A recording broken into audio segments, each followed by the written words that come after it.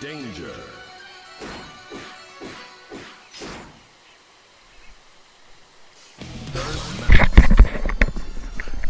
Alright, I'm ready to roar and I'm ready to spark. Hurrah!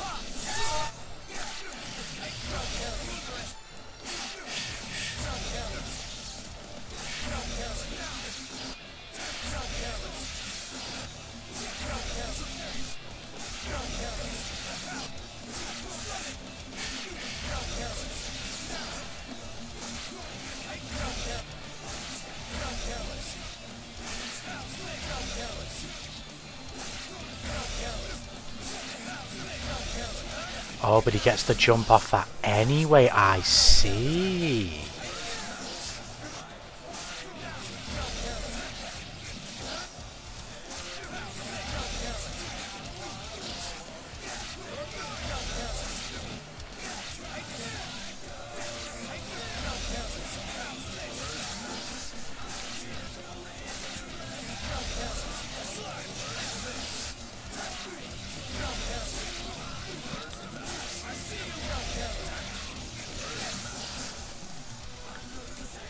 Good Super Ultra Homie Slice, how are you doing? Your life's treating you well? Hope you are good. What's the fucking... What's the shindig there?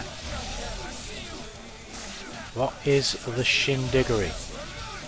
Oh, I can... Okay, I can do that as well.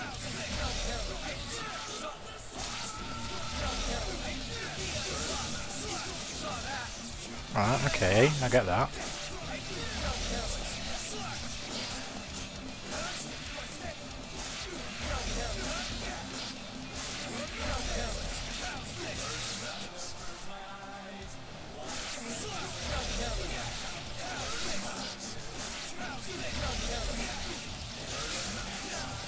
Ah, no, it's just a timing thing. It's just a timing thing. I have to be quicker.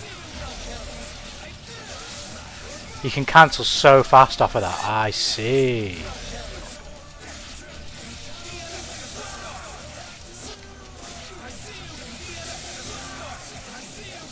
So that's how I'm getting across the screen. It's kind of like biking.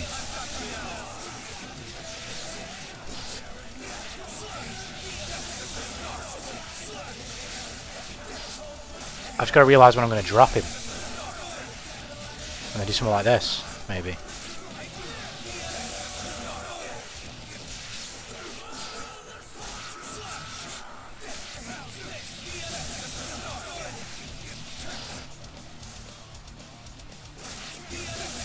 What about this? See? Okay. But, yeah, see there, I see. Okay then. I see now.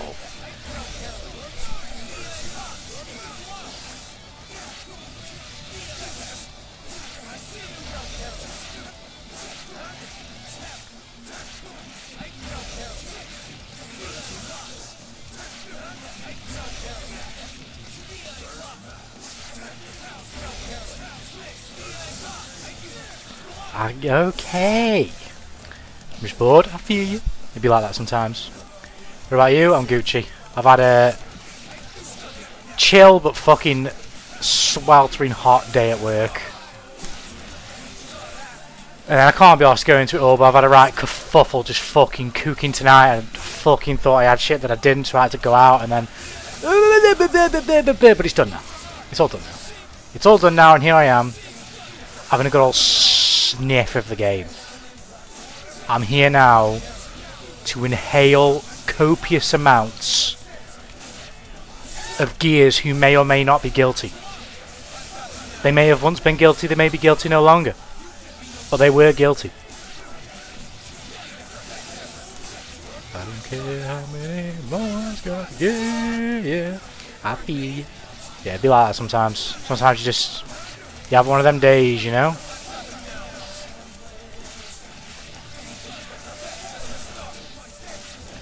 So there's nothing a little game smelling can't fix, you know?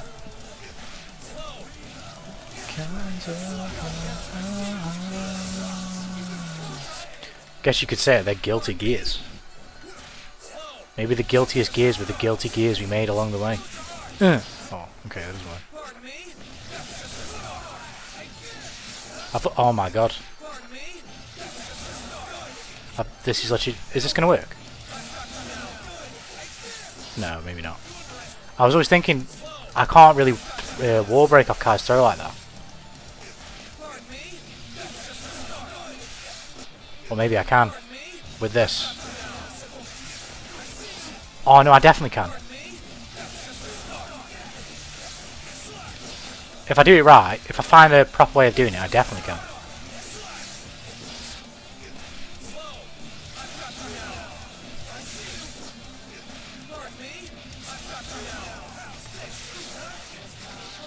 I mean, look at... Oh, this character's cool as fuck!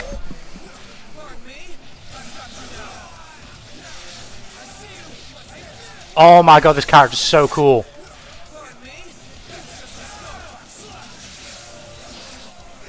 Don't look back.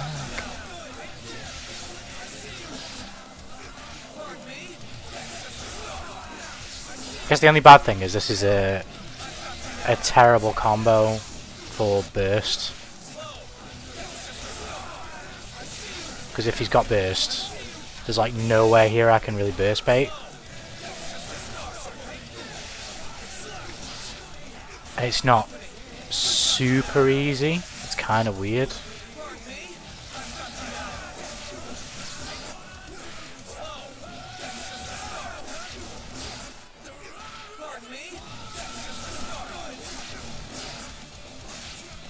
And I can probably just do this, to be fair. Surely I can get 5k or 2k there. Surely. Surely. There's no way.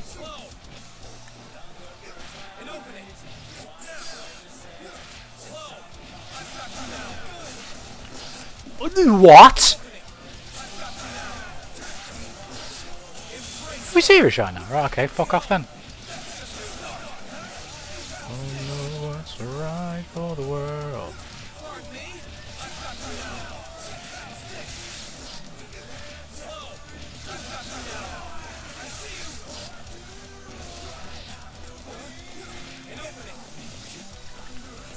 It's good rainy days, welcome to the stream, hope you're doing well, hope life's treating you well. Anyone's getting that soft echo? Let's investigate. Let's get the thinking caps on and let's investigate, because it may be a me issue. I have kind of messed with stuff a little bit here before going live, so let me just mute my mic and listen to the stream.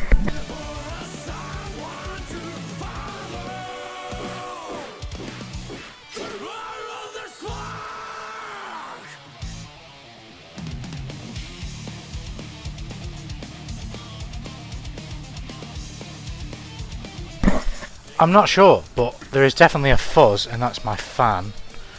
Let me just turn that down a little bit. An echo though, I'm not sure. I'm not sure. Let me have a look at my OBS. I mean, the audio and everything looks kind of fine. I don't see anything that I've... No. Right, okay. Let me listen to it again. 1 second.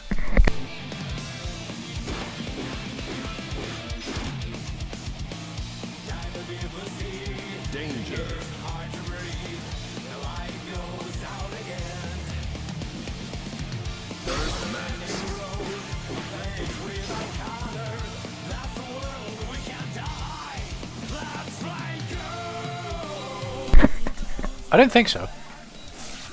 I'm not 1,000,000% sure, but I don't think so.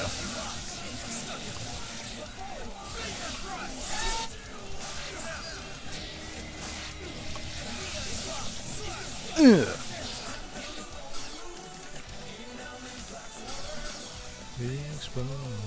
With my colours. Right, what was I messing with? Oh, throw. I'm so surprised you can't get 2k or 5k there. Can I do it if I do something like this? Okay.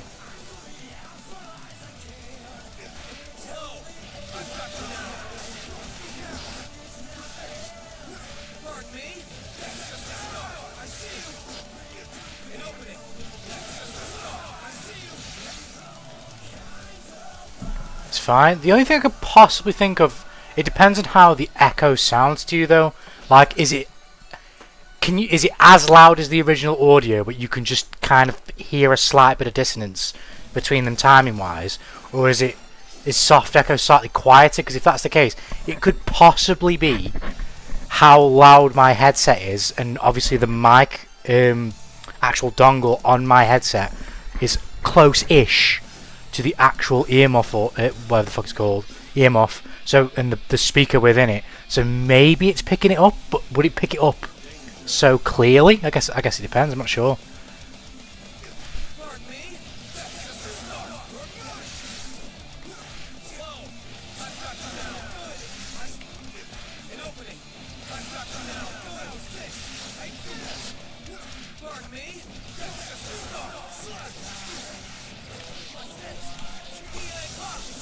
I think that's relatively consistent.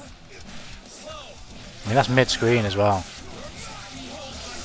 So when the mic's picking up the game audio, it may have been, to be fair. What I do about that, I don't necessarily know, because I like to have my shit loud as fuck. Would it drown it out if I turn the game up on you guys then slightly? I don't know. I'm wondering if it would still be there though, wouldn't it? It would drown it out, but it would ultimately still be there.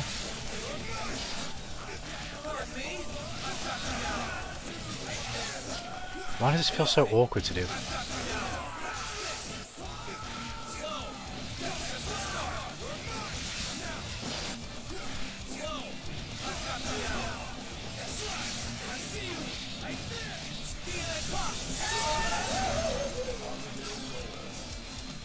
I guess it depends on how I grab him as well.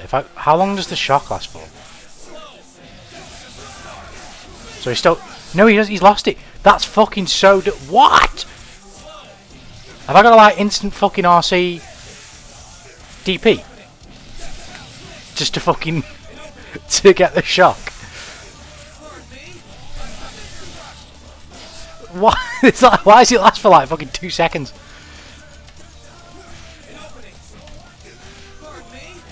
It doesn't matter in the corner, does it? Because I'm so close. I can just do whatever I want, probably, right?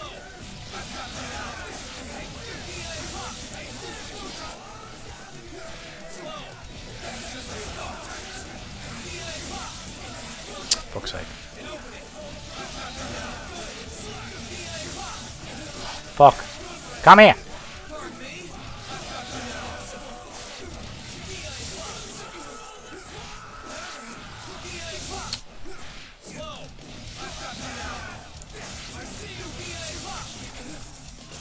Can I just make myself do what I'm trying to do? 5H! Just do it! You'll feel better. There we go. There we go. Give me about 1,000,000 tries, but there we go. Anyway, I saw the thumbnail and thought, this looks like content made for me. That's 3 streams in a row now. I've had someone talk about the thumbnail, which is wonderful. Because I made it quite a while ago. And I just randomly on a whim saw it in my folders where I have some of my other thumbnails. I thought, fuck it, I'm running it. It's a great thumbnail. I've been playing this game a lot recently, so I was like, fuck it. We're using that thumbnail, but I'm glad you like it.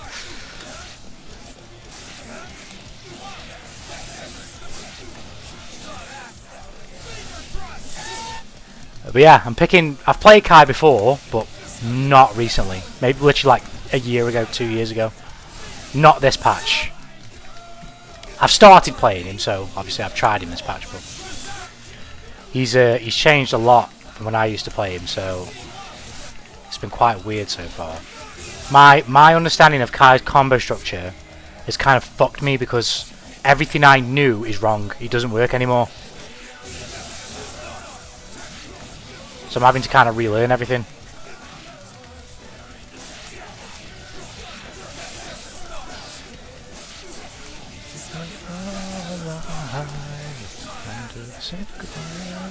Never stop, just go. I don't care how many miles gotta be. Yeah.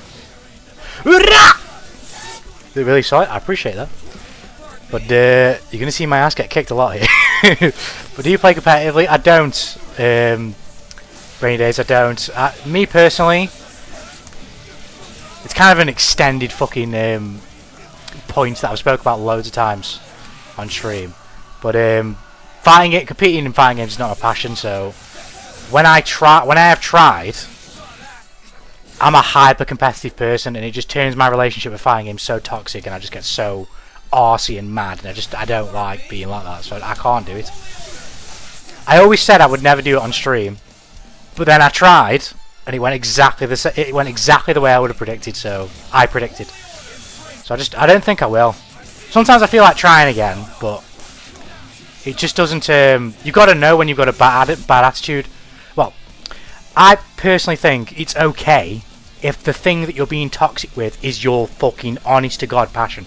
Like if you want to be the #1 fighting game player in the world, or Guilty Gear Strive player in the world, you probably are going to have a bit of a toxic relationship with the game. Do you know what I mean? Like you probably are going to be a bit, hard on yourself and stuff. But I have other passions, and because of that, I wouldn't put the time into Strive that I need. But then I would compete, lose, and then I would shit on myself because I'm not putting in the time in, and I'm not good enough because I didn't win, and it would just be a never-ending cycle of fucking negativity. Sorry to go on such a long spiel, but yeah.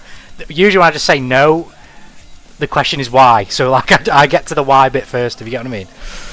But even aside from that, I'm not good enough anyway. Like I'm decent by virtue of playing a lot, not because I'm absolutely cracked. I won't completely sell myself short. I do know how to play the game, but I'm not crazy. So Quicksilver, hope you're doing well. Hope life's treating you well. But yes, I've been saying I was going to play Kai because I want to play the Keisks. Unika's just got me in the mood to play the Keisks in general. But I've played every single one of them in this game, but Kai is the least recent. I've played a shit, and probably the least amount as well actually. I've played a shitload of Unika since she dropped. I've played a shitload of Sin and Dizzy. Although it won't show that on here because this is my PC account, which hasn't got all my shit on and whatnot. But yeah, I've played a shitload of Sin and Dizzy, but Kai I haven't played in a long time, so I thought he's the one I've got to do next. I've got to go for Kai. And I didn't know when I was going to do it because this goes for all the streams. I'm going through it with Street Fighter right now with Elena, and it will definitely remain that way for a while. Once I get on a character, I find it very hard to switch because I just love getting reps in and just going over and over again and just refining and consistently improving. I get addicted to that process. Once I start finding my feet, I can find it dead hard to switch.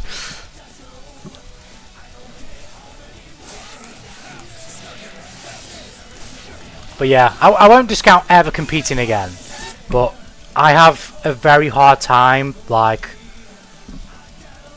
separating this might just sound so fucking overindulgent, and it is, but you got to know when you are and when you aren't. I find it very hard to separate my self-worth from the things that I endeavour to complete, if you get what I mean. And if I compete, I have to win. I have to win. And the reason why that will be the case is because I'll be working, at least to my belief, harder than anyone else to win. But if I compete without doing that and then lose, it's like the world crumbles. So I can't do it. I can't do it. It's not how I enjoy playing, But I don't mind getting sweaty, though. I'll play anyone. I'll run it against anyone. I will play literally any player. Don't care how good they are. Don't care how bad I get mocked. I love getting into like super sweaty fucking grind fests with really strong players. But the moment you put me in like an actual competitive setting, it just turns me off. I can't do it. I can lose, and I literally say this because it literally happened. I can lose like 30 matches in a row to a fucking Geo, obsessed with trying to figure. I think I ended up at like 32-1 against this one Geo player. I can't remember the name. They had a blue aura at the time. It might have been. I think his name. I think it might be Scatter. I think it was Scatter, but it might not have been. I can't remember. If anybody knows who that is. Because I was just obsessed with fucking figuring out how to win a game here. Like, I'm gonna figure it out. And I was getting tilted because I just didn't know what to do. But like, it was a good tilt where it's like, I want to learn how to improve. Not that like, oh fuck this guy. You know what I mean? I wanted to like figure out the puzzle. But if you turn that into like a first to 10 for like any type of competitive clout, immediately I'll get hit off one exchange and that's it. World's over. I don't want to play the game anymore. I'll get so mad.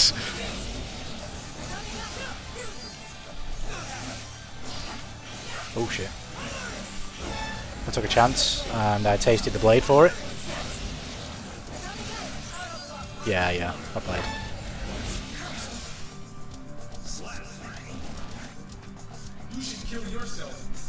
Now, go for something like this.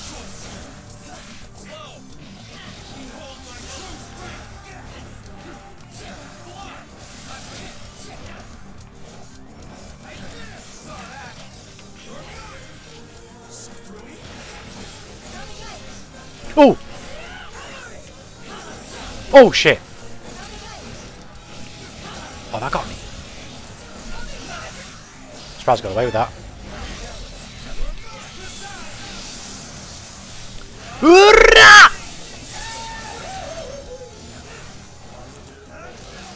I'll tell you the God's honest truth. I did not mean to do that. I meant for 5k, not 6k. Oh my god. Again, the whole not playing 20s thing. I had 4k hours in League of Legends and I quit. Not because I hate the game or something. But like getting a shitty loss could just ruin my day and that's not worth IMO. No, I totally get what you mean. For me, I've figured out that although I will get stages of bad tilt sometimes in fighting games, you always will. I've figured out that so long as it's not in a competitive setting, I can play fighting games for fucking ever. Particularly this one, because it's my favourite one, and very rarely get frustrated. I don't give a fuck about balance. I don't care about people being quote-unquote carried. I don't care. I just care about enjoying the game and having fun. But at the moment you put me in the competitive mindset, I hate the game. I hate it. I can't do it. Especially because I have other passions besides being a basement Giant League player. And that's 100% the same for me. 100% the same. I'm the type of person where if I'm doing something, I have a passion for something, it's my entire being. Like, it's what I want. That's what I want to do in life. Do you know what I mean? Being a competitive fighting game player just isn't that. And if it was, it wouldn't. My goal wouldn't be to be a competitor, if you get what I mean. It would be to be the best. That would be my goal. And it sounds fucking super weeby, maybe, or like fucking, you know what I mean, super shonen, fucking like, I gotta be the best, man. But that's just how I approach things.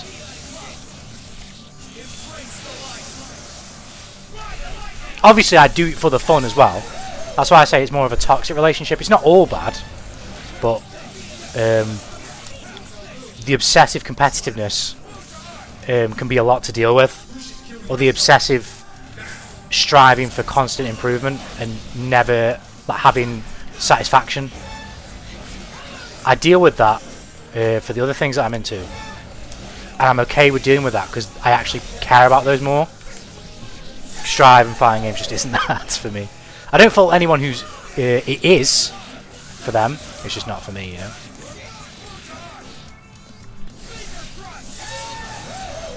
But I do love me some fucking fighting games, that's for sure. Come here. You gotta have priorities, 100%. You gotta know yourself well enough, man. You gotta know yourself well enough to rein yourself in or let yourself go or whatnot. And maybe you know, you could absolutely say, well, it's a fucking immaturity thing on my end, and I wouldn't fucking disagree with you, to be honest. maybe there comes a point where I manage to rein that in, and I can kind of just play in tournaments and stuff, and just not really get upset about losing, and not put too much weight on it, and feel like I have to practice obsessively and all that type of stuff. And then maybe it'll be a jolly old time, you know what I mean? But until that happens, I'm not really going to know. I'm similar. I like playing, but I can't take them too seriously. I feel miserable. Yeah, I totally can relate to that.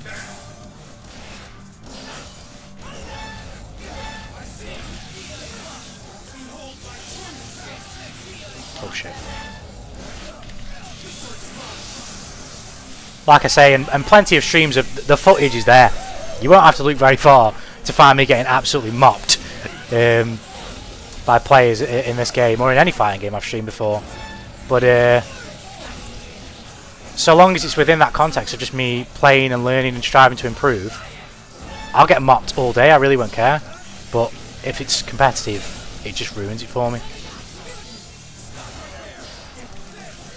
Oh my goodness. Is this the let's go Sinkies, by the way, hope you're doing well. Is this the consequence of my actions? Why on the car out? I guess you could say you had an involvement because you actually made me start. But no, I've been saying I wanted to play Kai for ages. I wanted to play Kai for ages because Unic has just got me in the mood to play the Keisks. And I've played all of them anyway. But Kai was just by far the least recent. I haven't played Kai in about 2 years, year and a half maybe. Whereas the other ones I've played.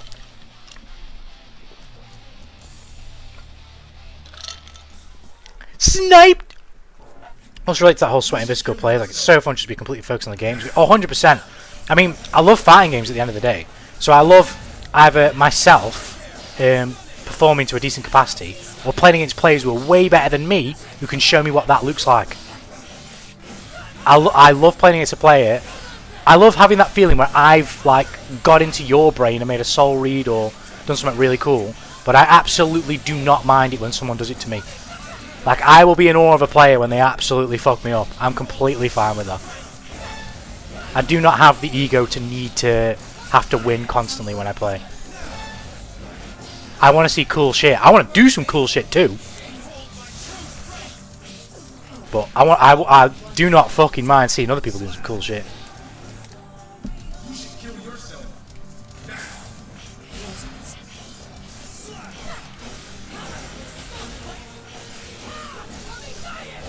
Shit. I'm not being careful enough with Vikings aerials. I thought he was going to cross me up.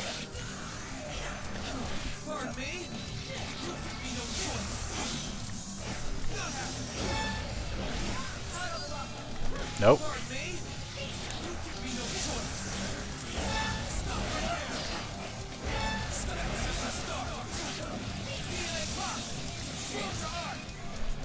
Fuck.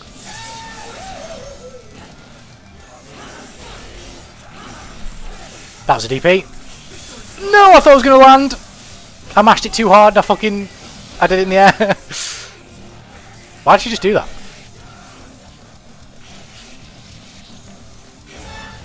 What? Okay. Can't tell if shotos are just gods of conditioning, or I'm just playing shotos that are good at conditioning. Oh shit.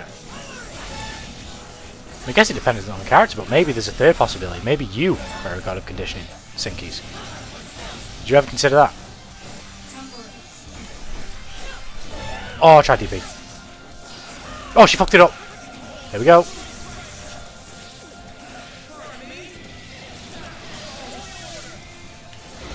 No. I got her to jump, which is exactly what I wanted to do, but I didn't do anything good to... Oh!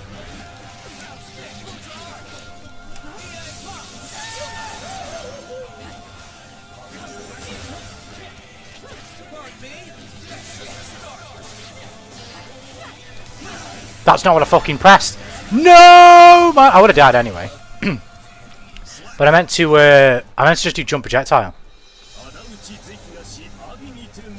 Like high, grand. Maybe it's the triangle special dynamic. Fireball loses jump, my DP beats it. DP loses to block, my Fireball beats it. Tattoo's just there. It beats Fireball sometimes. I'm not aware of this. I get what you mean fundamentally, but I'm not aware of this. The existence of this someone detailing this dynamic. This is new. This is news to me. Oh shit! Oh god!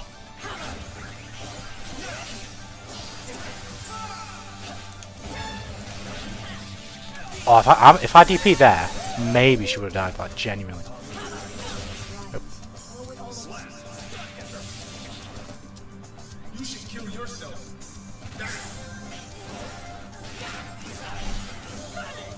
Oh shit!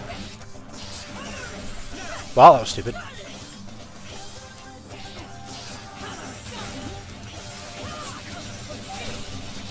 I need to be a bit careful here because she just keeps pressing forward slash and I just keep running into it.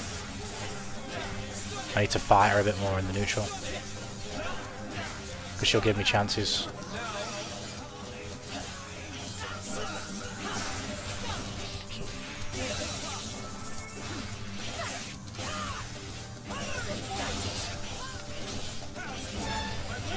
Fuck.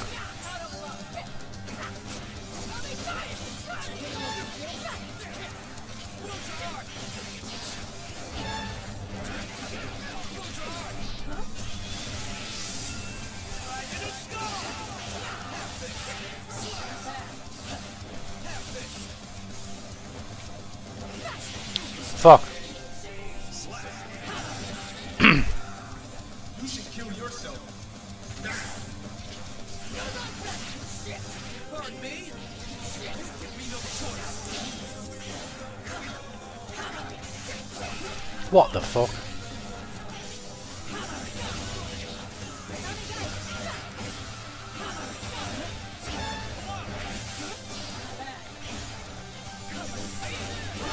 What the fuck?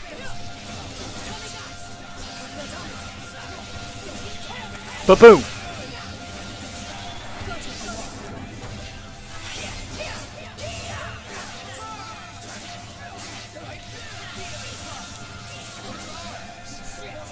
Fuck. What do I do here? What do I do? Are you kidding me, bro? Those parries were fucking me. We go again. You should kill yourself.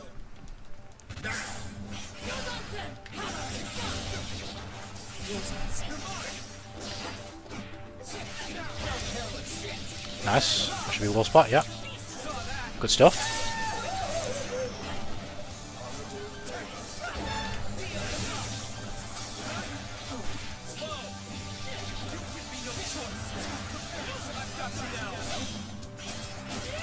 I thought I bought, I fucking forgot I spent it. Tension blocking, I did fucking ride the lightning.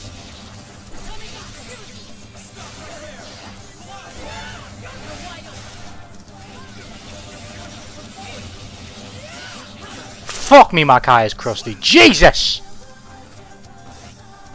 You should kill yourself. Where's my DP? That's not gonna work.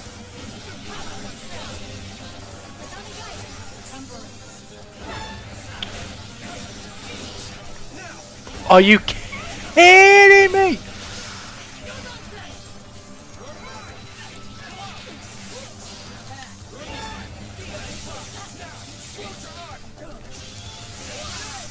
What the?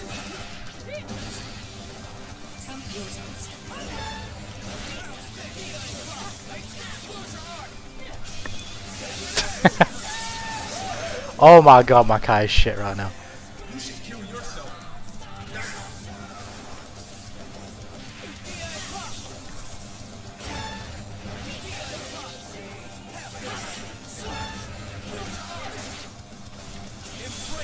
Okay. This is kind of in my hands here.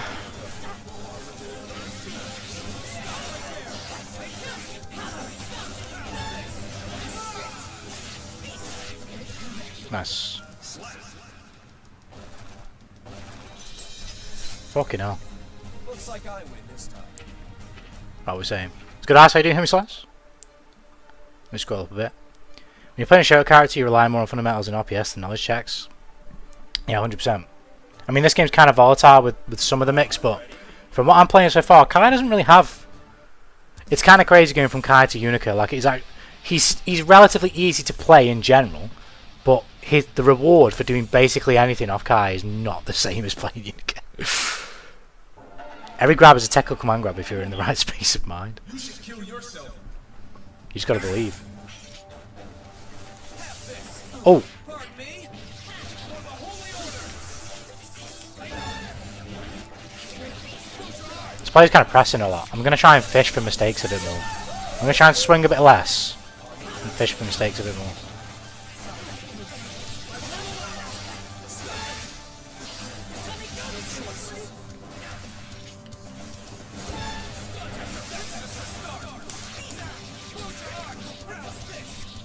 Fuck's sake!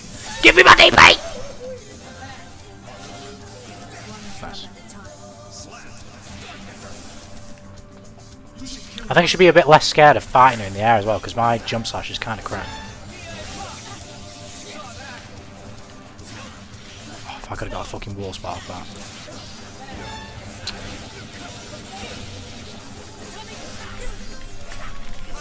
I was fucking mashing so hard! I actually got YRC. I was trying to ride the lightning. What is this player doing? What is she doing?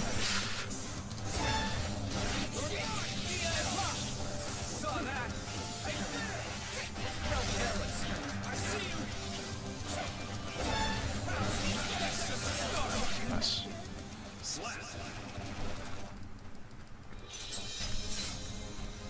Challenge me again whenever you like.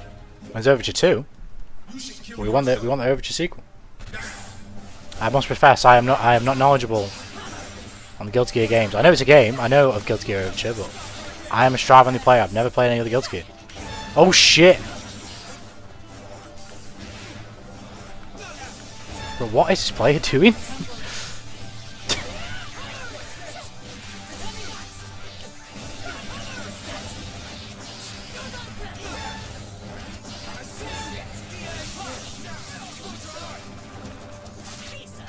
Pardon me?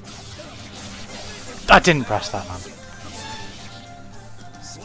I think I was using the D-pad when I fucking ran. That's probably my fault. You should kill yourself.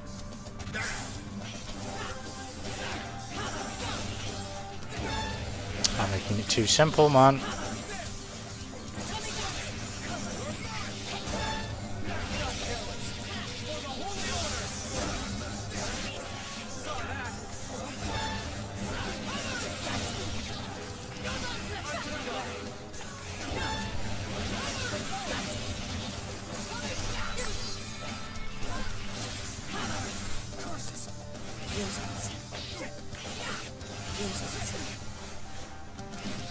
How do I not get to block that?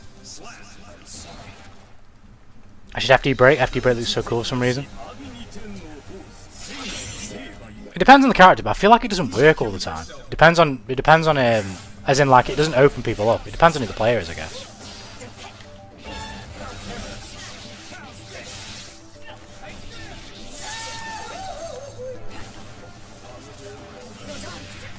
Are you kidding me?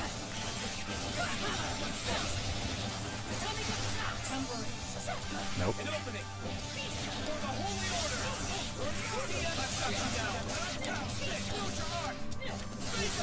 Nice. This design looks fucking great, so I'd like to play her someday, but I'm pretty sure she's a zone and there's a Grin. It's up to you, really. I mean, I played a lot of Queen Dizzy. Oh shit, in this game. Oh, shit. And depends on how you play it, because you can definitely play her as a zoner. But to me, it's funny because when I first played her, I remember because I streamed it, I was saying that she doesn't seem like she's my type of character, because I kind of like set play characters and just loosely characters who can put shit on the screen and kind of interact with it. That's my type of character in general. And I just thought she was kind of didn't really have much in the way of like doing it that was fun with the fish and stuff. But as I learned it, I was like, nah, this is fucking, I absolutely love this character. And now she's one of my favourites. Oh shit.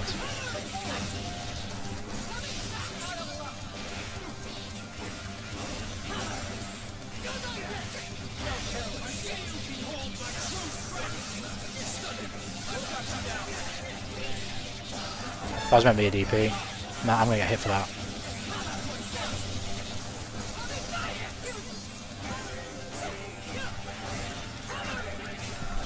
I should have grabbed. I knew she was going to do that.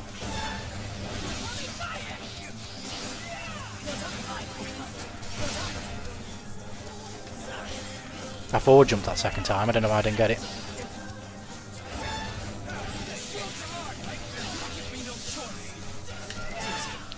Fuck. I've all about throw combo that goes 60 RRC, 6 jump, pump, pump, pump, pump, punch it, punch it, punch it, punch it, punch it. Punch it, punch it, punch it. Oh, that combo, what, the one, was it the dust one?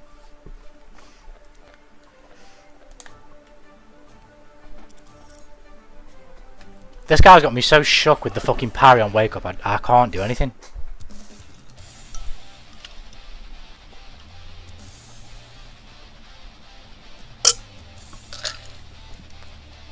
I have two wolves inside me. One who really likes slow and methodical characters and one who likes the big numbers. You should kill yourself. Nah, I feel you. I feel you.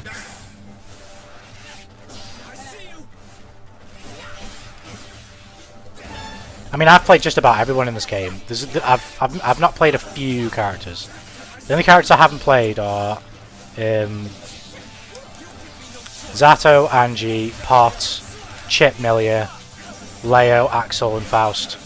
I think that's everybody that I haven't played. Everybody else I have played to some capacity. And that means like at least a couple hundred games for each character. Some of them just way less recent than others though, like for example Chaos. I played him when he came. Oh, for fuck's sake! I played him when he came out, and I haven't played him since.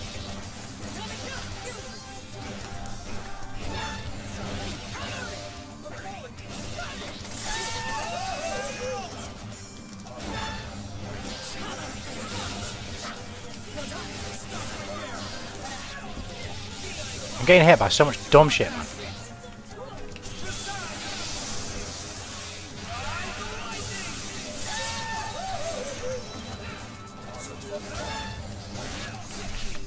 I didn't mean to do that, I meant to ride lightning.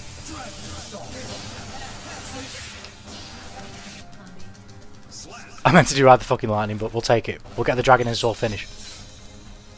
Challenge me again whenever you like. You should kill yourself. Okay. No rope. Okay.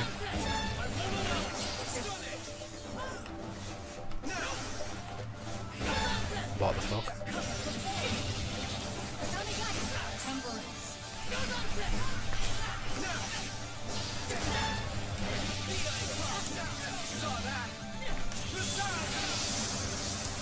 Ride the lightning!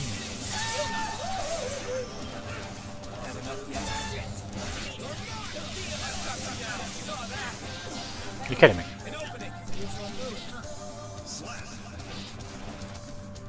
You should kill yourself.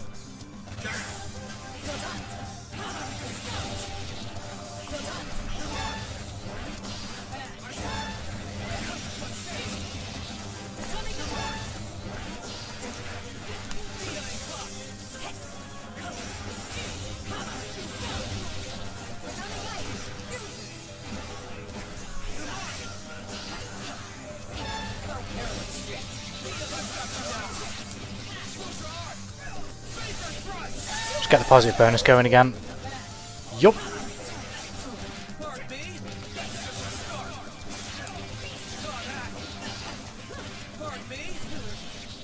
I don't know what this play's doing. If I was on Steam, I'd probably be using these characters over to designs and give Ram shoes. PC mods are sick, that's for sure. I know why, but it feels like I pick up a character has to be my one trick, it feels like wasted time. Why does Ram not have shoes? What if she steps on glass? I mean, that's a good point. But I kind of get what you mean. Oh shit, I did the wrong fucking button DP. I did the heavy button.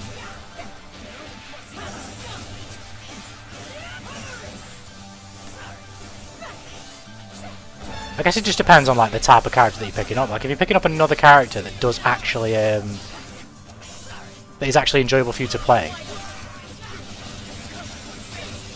I guess it wouldn't necessarily matter if the time's wasted because you're enjoying playing the character, right? But if it's not though, then I could see why it'd be wasted time, right? Let's go, Rasmus, welcome to the stream. Hope you're doing well. The live stream you are. I mean, I appreciate that. I appreciate that. My car gameplay right now ain't ain't all that much, but I'll get there.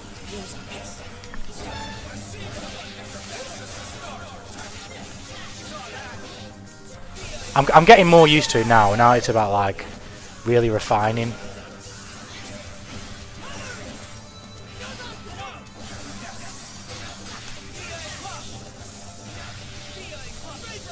That was just stupid for me. I was just being a prick. I shouldn't have done that. I was just lazy.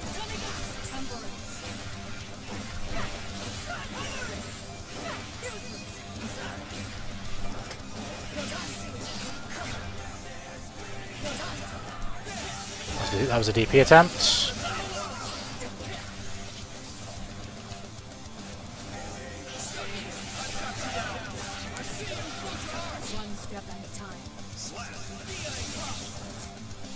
You should kill yourself.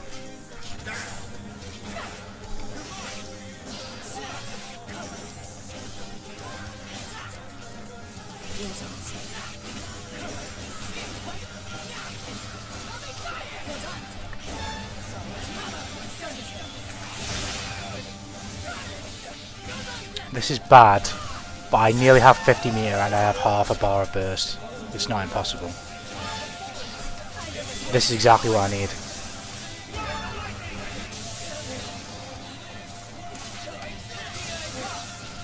That's exactly what I meant. She was one mistake away from giving me a route in here.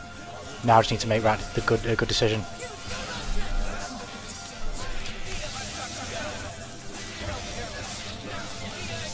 Let's go! Give me that. I don't use dipping nearly as much as I should because it's inconsistent. You're telling me that my combo ender doesn't always work when I want to end a combo. You're talking about just fuck. Honestly, that's kind of what I'm finding right now. I don't know when to use it in combos because you'll get that second hit missing. It's frustrating as fuck. But then also like faux Drak will kind of like bounce them awkwardly and you won't get to continue as well. Like if you're near the corner, it's weird, man.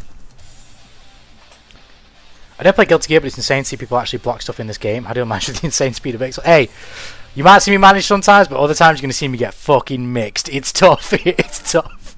For sure. How do you say Sokan versus top percenters? It's kind of tough to... I want to give you an answer that, like, is helpful, and I think I kind of can. But I also... My other answer is just kind of not helpful. It's because I don't really care about losing. So, like, I am actively trying to win.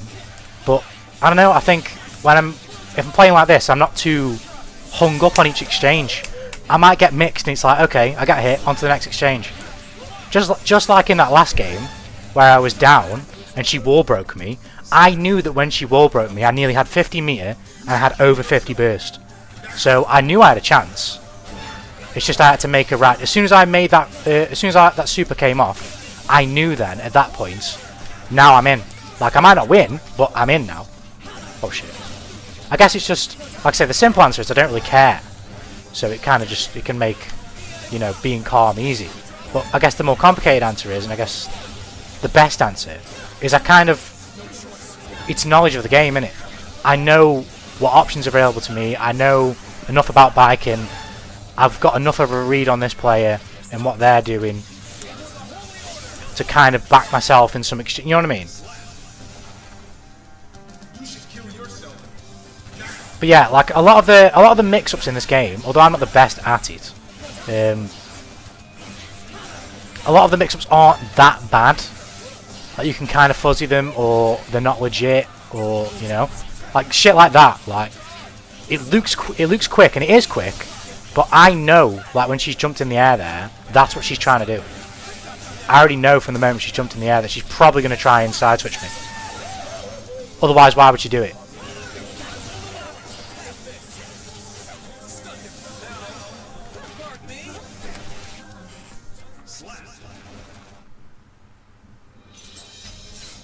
I have a problem where I play a character a lot and understand the strengths and weaknesses really well, and I want to pick one of the characters because they don't have those weaknesses.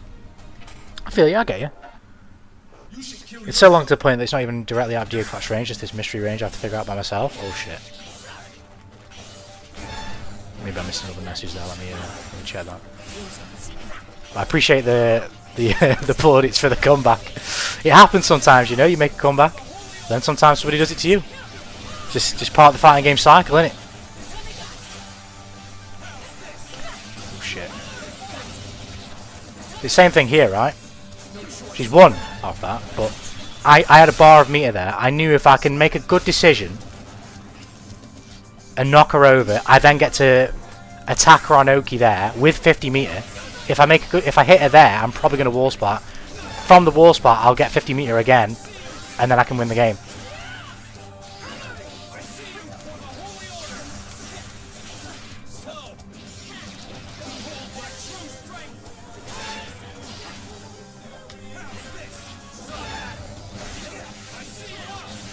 Okay, we'll take that. I mean, I'll take that.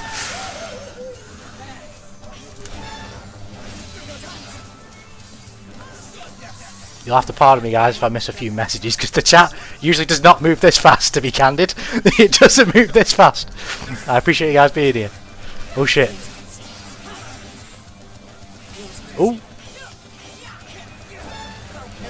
Let's do something like this, be a bit cheeky. There we go. Convert. Good stuff. Oh, I made a hard call there. I took a chance.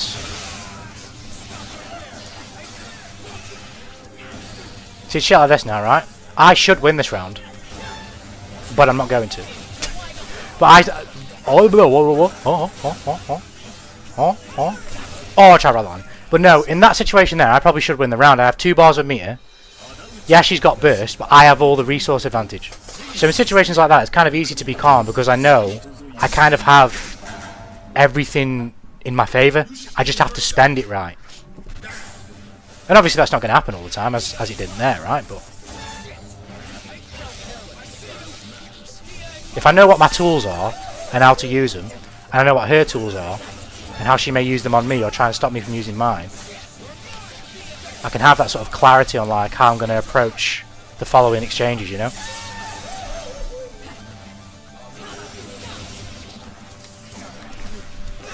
Excuse me. I'm trying to ride the lightning.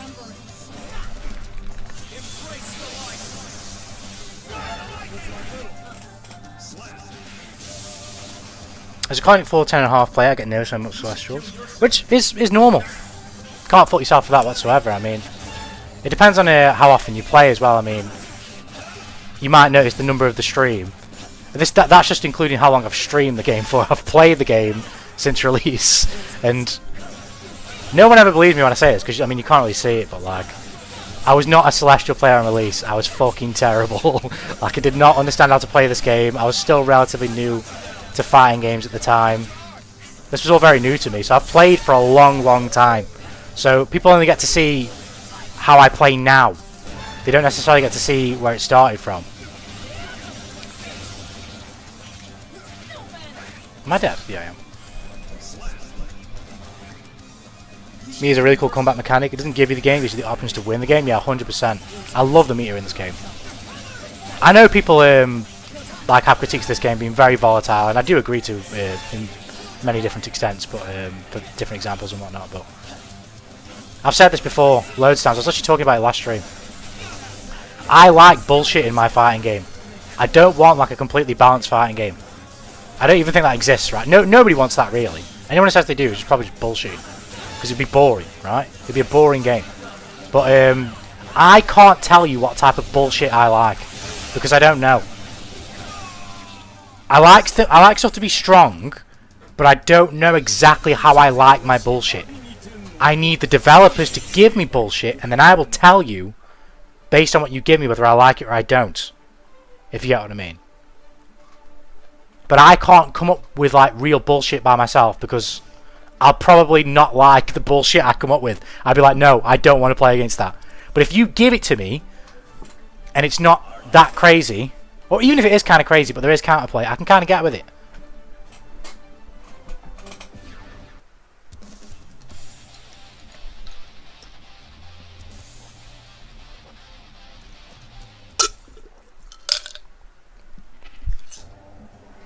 Yeah, what's wall tack? What's wall tack? Is that just like where you come off the wall if someone doesn't break it, and you can like fling yourself across the screen or jump in the air?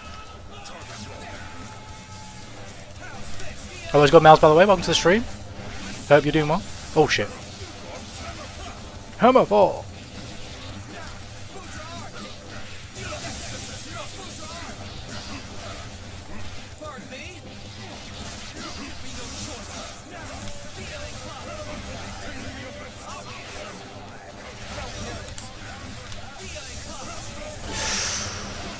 So this is kind of scary now. Why is your one supposed to think different? Yeah, when you're on the celestial floor, it like tints it in like a sort of dark orange colour. Oh, I was looking at the wrong meter. You should kill yourself.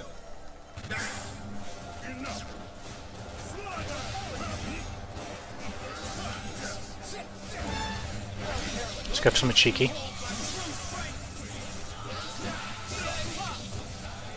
No! Oh, I see too late. It's fine.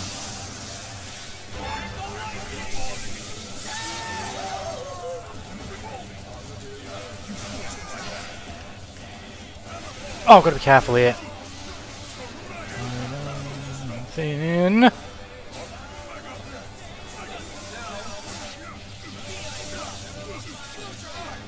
Oh, I didn't get the micro walk properly. Nice.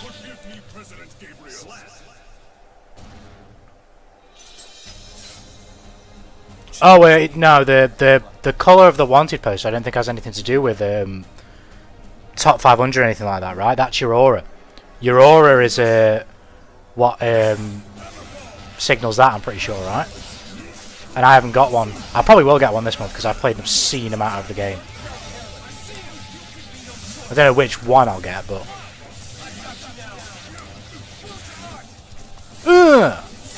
Yeah, the aura is like where you have like the blue stuff floating around you, or the red.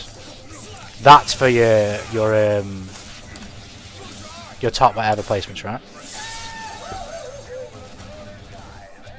Yeah, I think blue aura is top 500, yellow is top 3, red is top 100.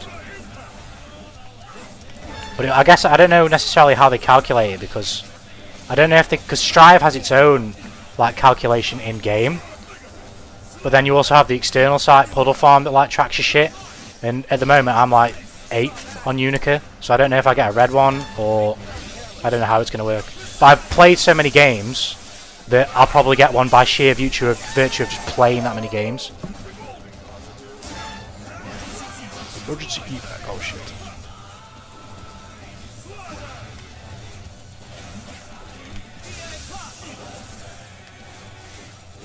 Shit.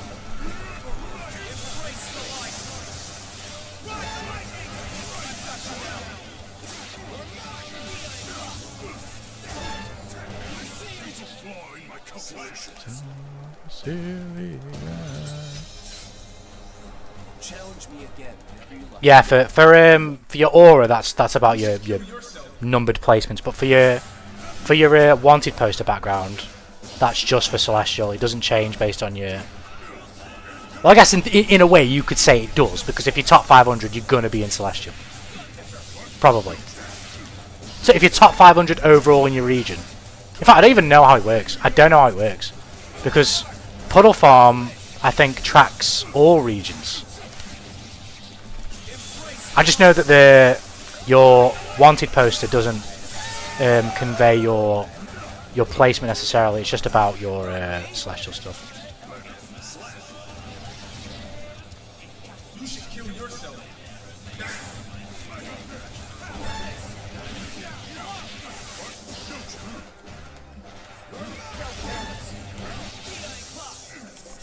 Nice.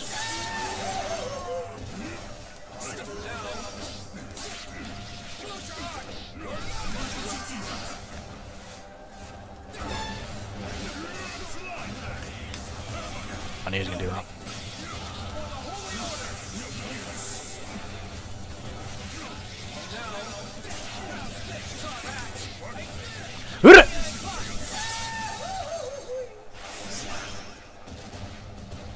Doing playing against people in the Guilty Gear Strive community service, like top 10.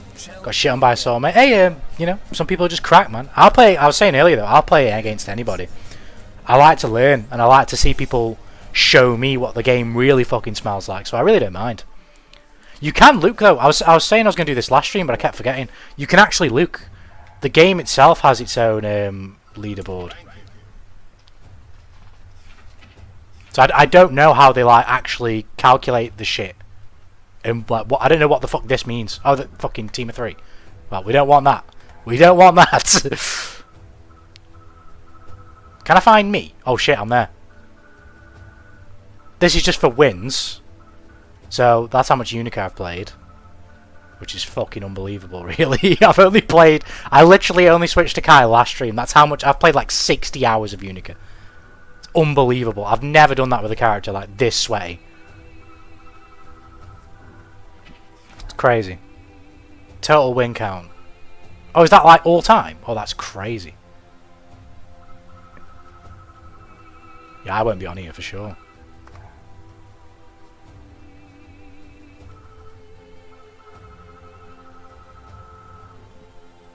What's this? Ranking select. I don't know what the difference is. Like, I don't understand. Oh, it's at the fucking top. I'm stupid. Monthly win count. Right, okay. Yeah, okay, cool.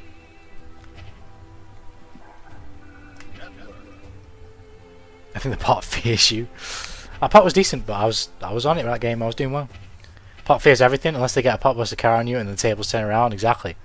That's when they start fucking burrowing their way into your brain. Team of 3 when? I have actual Team of 3 sets. I have never played Team of 3. Like, I'm not even joking.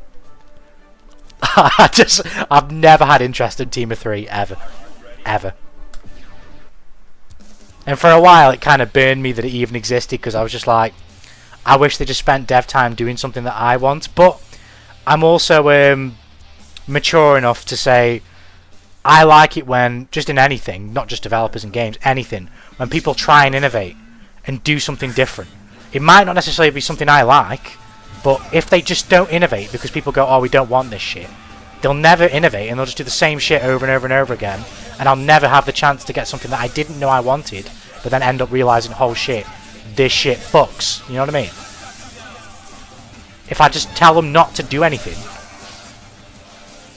if that's my type of feedback, which is not helpful whatsoever, you know what I mean? So if people enjoy Team of 3, good. It's not for me really, but Oxys, continue to try and cook, please.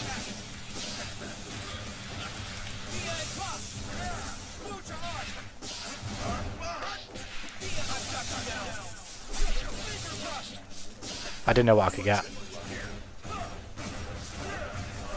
Nope, not that one. Not that one. Should have done a different one. You should kill yourself.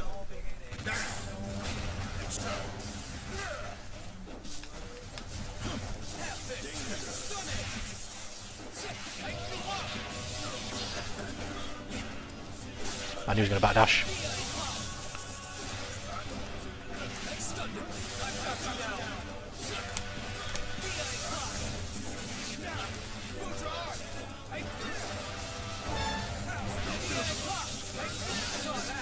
Thank you. One of my skill sets is literally just healer Vanguard. As long as I beat the shit out of the opponent, my team lives more. And of course, number 1 is Happy Chaos. Oh, for the leaderboards. Actually, I appreciate it. I'm trying, man. I'm trying my best. That fucking Slayer's a scary motherfucker, man. Why did I let go block? Nope. Come here.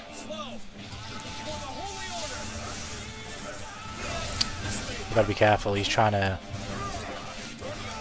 That's a couple times. I can't help that one, but when he's tension blocking, he's trying to push me out and 2H me. I need to look out for that.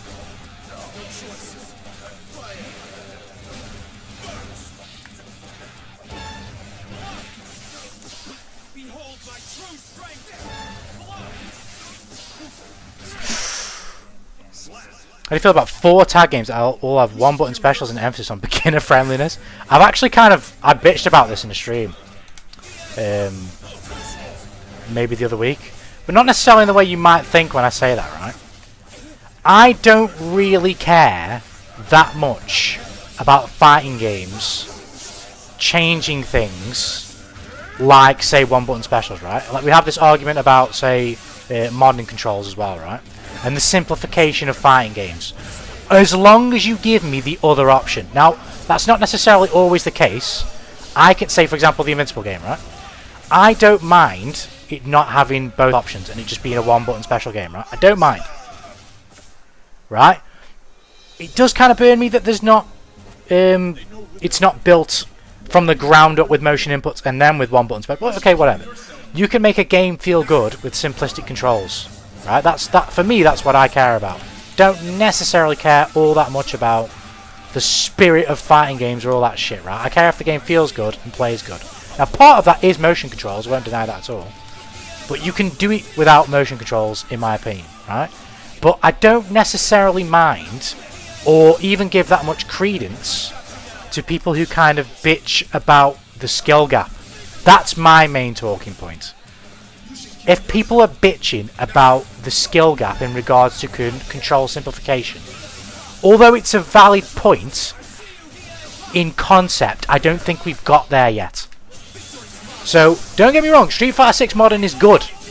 But if you are a better player than a modern player, unless you are at the absolute zenith of competitive skill, you should beat that modern player more often than not. Now, context implied, so you kind of full going match up. If you're playing against a modern player and you're playing in like a fucking 8-2 matchup in their favour, yes, like you're going to struggle. You're going to struggle, regardless of the control scheme. You're going to struggle, right? But for the most part, like, great example is I picked up Elena recently in Street Fighter, right? I was getting beat by... I'm a master level player, probably about 1500 MR. I'm not the greatest, but I'm a master level player, right? I was getting beat by players in Diamond playing Ryu. I had no idea what the fuck they were doing. Drive impact, round start, neutral jump, whiff sweep on landing, drive impact, and it was hitting me, right? Because I'm not there yet, right? And some people will, you know, point to mechanics like drive impact and say, oh, it's belligerent and it's stupid, and it is. But if you're actually good in any context, they shouldn't trip you up that bad. And I feel the same way about modern controls. Or about control simplification. Millions mix-ups remind me of Shadow Deer from HFTF. I'm not sure what the acronym is for that. But I do know who Dio is, though.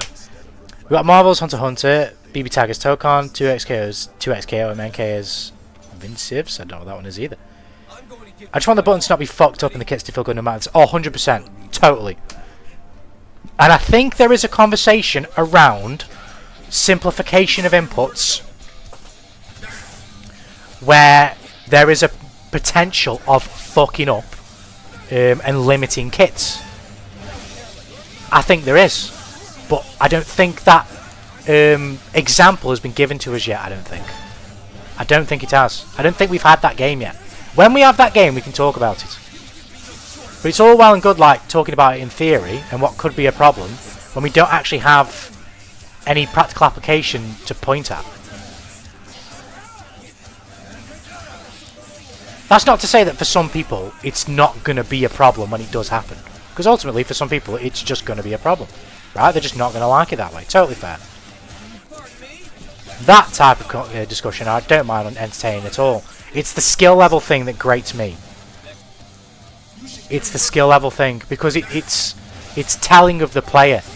Like, to be absolutely frank, like, more often than not, if you're blaming modern, or you're blaming, like, simple inputs, it's almost always going to be a you issue. Like, to the point where it's not just me saying that like, just to assume, or just to sound like I'm a good player. The tapes are there. Fortunately, these days, all the fucking games allow you to record your matches. We can watch the tapes, and it will be demonstrable why it was your fault. Don't get me wrong, you could say character balance or this, that and the other also plays a part in it. It always does. But most of the time, it's a you issue. And that's what I love about fighting games. Because you can't blame your teammate, it's you.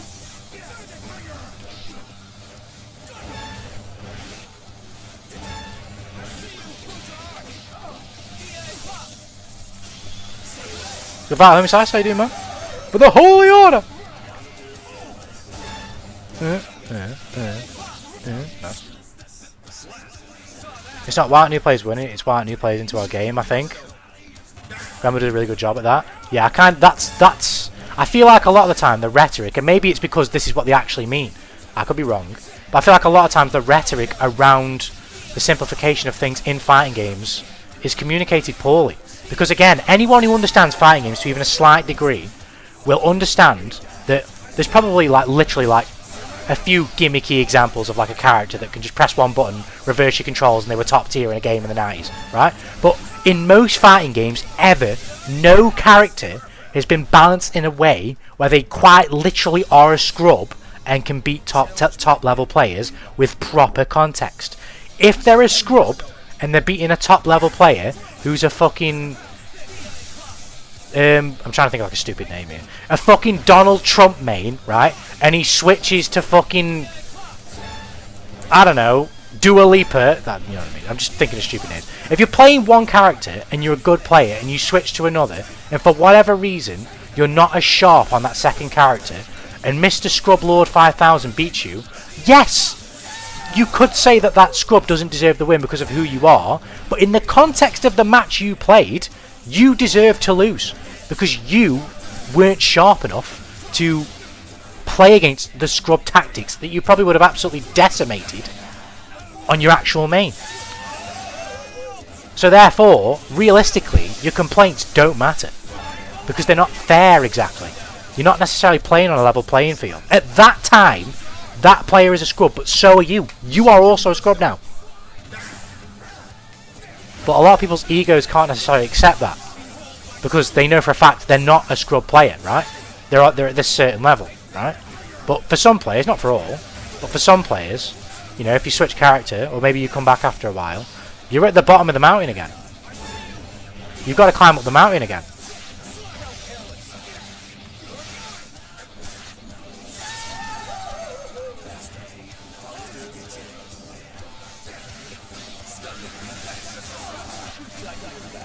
Oh shit.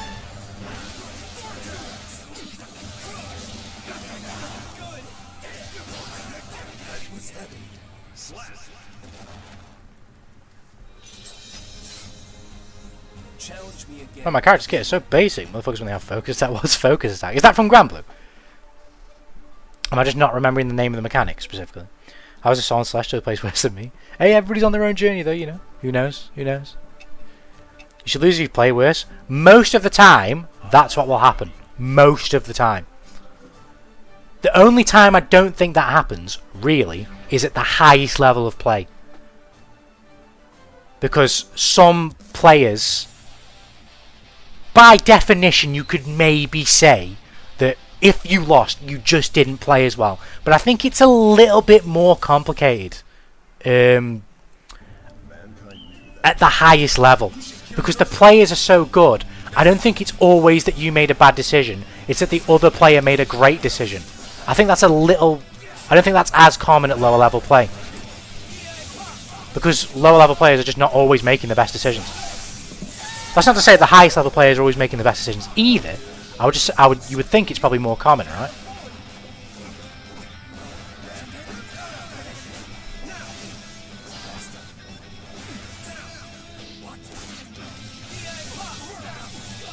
Fuck. I didn't know if I could get Prodrog. Sorry if I butcher your name on the Twitch side. La Frittadoo, if you don't mind. I'll just call you Frittadoo because me reading that on the fly, I'll probably butcher even worse. But I hope you're doing well. Oh shit, this is you! I think, right? This is you. Let's have some good games. Let's smell the game. Rather lovely. Oh, yeah. And then, nice. Go back to swinging by on the Twitch side. Hope you're doing well. Oh! I keep misjudging that.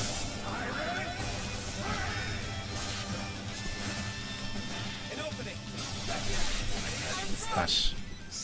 Catalina's a Street Fighter 4 focus attack on a 5U. Granblue's a lot of kits that are really complimented with the addition of 5U being a gimmick button. Granblue, I haven't played Granblue in ages, but I've spoke about Granblue loads. I love Granblue so much. It's such a fun game. And it's a great example of a fighting game that is relatively simple, but in its simplicity, it's very complex.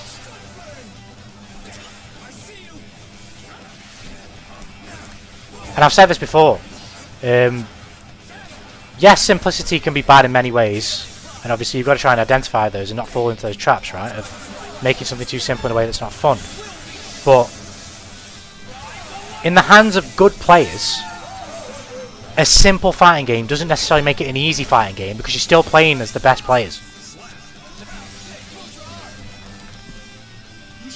They're still going to be making those simple, like whatever simple, however you want to say it, simple decisions or using neutered kit or whatever. They're going to be using it in the most optimal way. They're going to be making less wrong decisions. They're going to be spacing things perfectly or just whatever, right?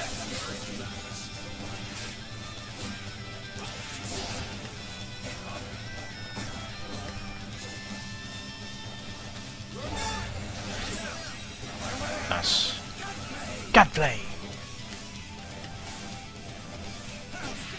5k. Nope. Nice. I'm getting caught that. Hey, we're smelling the game. We're sniffing the game real hard right now. Let's keep sniffing. Let's keep smelling. Just sad about what they did to City of the Wolves Smart Style. I only played on Smart Style because nobody else would during the betas and I did not know how to play Tyrant. Laughed my fucking ass off. But what's the thing with Smart Style? Because I've not actually played Smart Style. I did play City of the Wolves though. I also like that game, but there's just too many fucking good fighting games, man, to play them all. And obviously I've moved to PC now, so I had it on console. I like City of the Wolves, not enough to buy it again. Not enough to buy it again. Especially with the dwindling player base. No chance. But I really enjoyed it when I played it. I was playing Ronaldo, I'm not going to lie. He is exactly my type of character. Like, to a T. He is built exactly like how I like my characters. He is a set play fucking demon. I love it. Oh shit.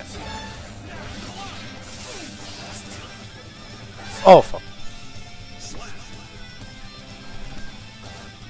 In Beta 1, doing Red Special and Smart Com gave you the red string, but in Beta 2 and Release that just doesn't happen.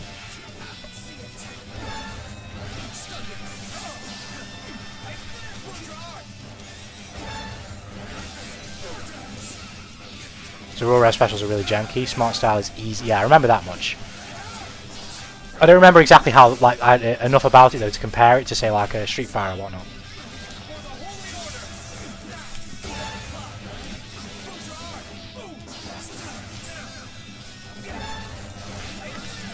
Let's kill. No. One's a punch kick special, auto combo. Do they take much away from you like Street Fighter does? Although I feel like Street Fighter 6 has kind of endeavoured to give modern players stuff back. I think I saw like that's where I saw it was either in this patch or possibly one before, where they gave modern players access to aerials that they didn't used to have in Street Fighter 6.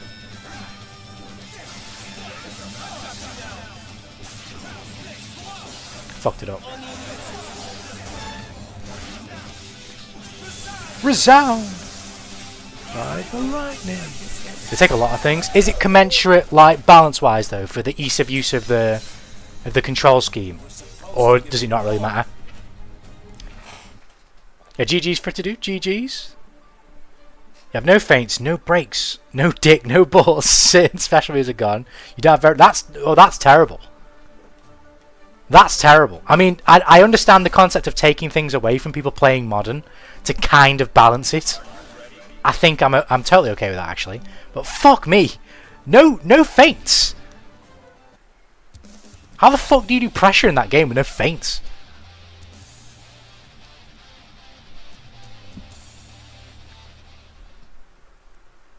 Street Fighter I've got the right way of doing it though for me, but it's kind of based on their button system. Because they have the light, medium, and heavy special move categories. I think the City of the Wolves only has 2, right? It has medium and heavy, or light and heavy, right? I don't think it has. Oh no, it does. It does have 3, doesn't it? Never mind. Does he do it the same way then with special moves, where like it only gives you access to like one certain classification of it? So like in Street Fighter, I don't know. You probably like for some characters you'll get like your simple input will be light projectile. Then if you want a heavier one, you have to do a motion input.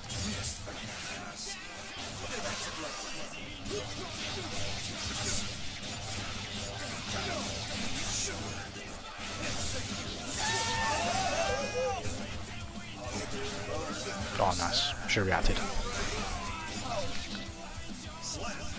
Rip it down, they say. Countless times.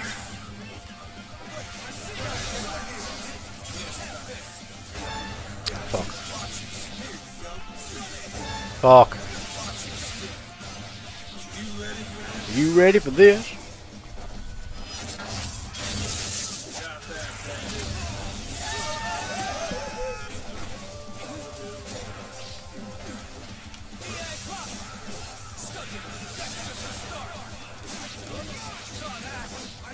Nice one, Kai.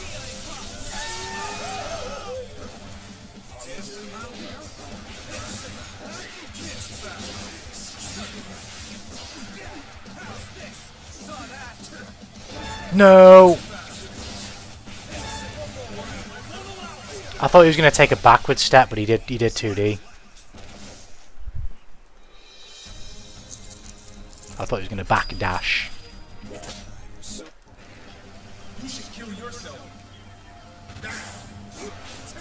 I've got to react. I have to react there.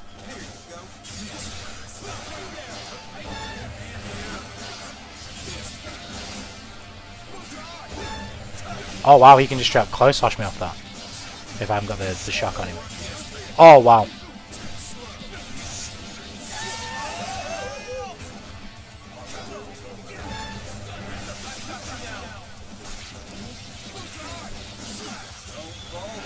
Oh my god, that's annoying. That's annoying.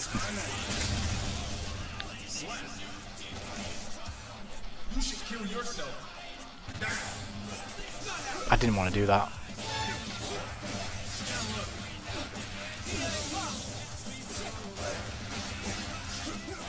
I'm not reacting at all. He's giving me so many chances every round, I'm just not taking them.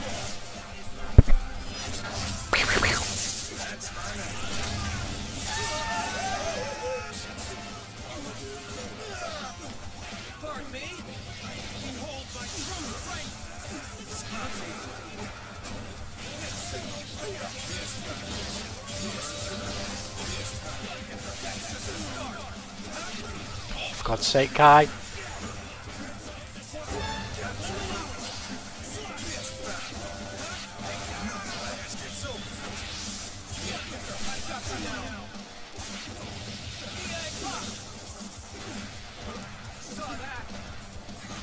Jesus. It's not over. It's not over! You should kill yourself.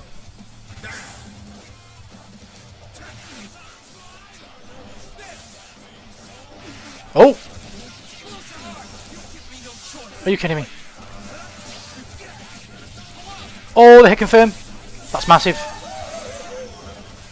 Make a hard read. Oh. Oh shit! No, I tried to slide under it. Oh, he actually fucking grabbed me? Nope. I tried DP. This is bad.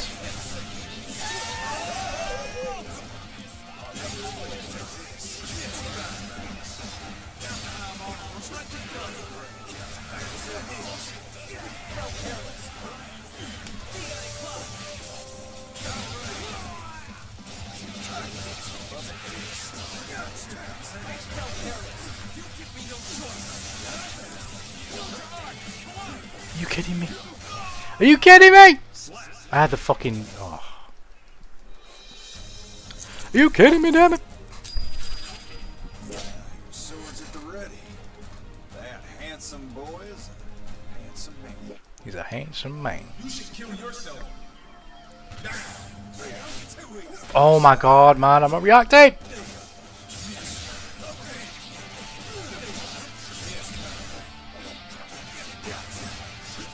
There we go, finally.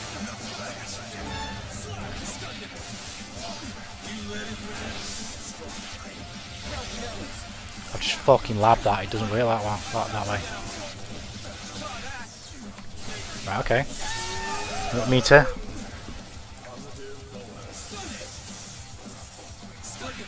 Got him. Yup. Yeah. You should kill yourself.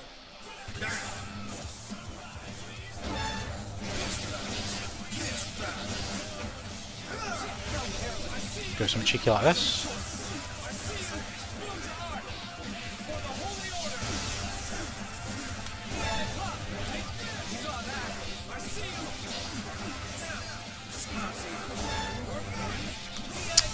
Maybe I can get a little bit more. Nope. Right, let's AWanderingTanuki! Yeah!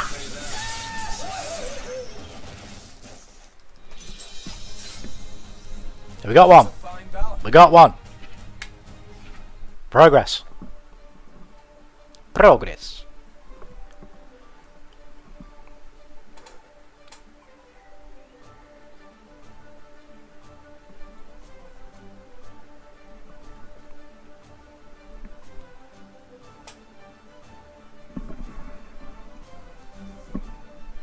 I need to watch some high level Kai stuff because I'm still not quite sort of understanding what to do in regards to like pressure. Besides basic like strike throw. I wonder if he's got like any source for like the jump dust or something that I can do. He must do.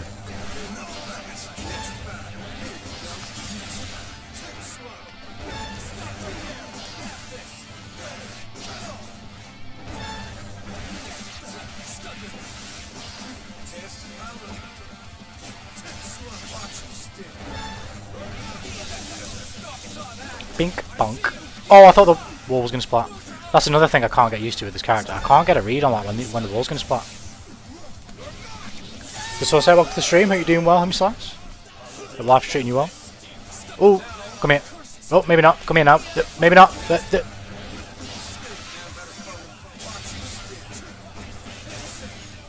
Nope. Good to see someone other than myself suffering on Kai. I'm enjoying it. I'm enjoying it.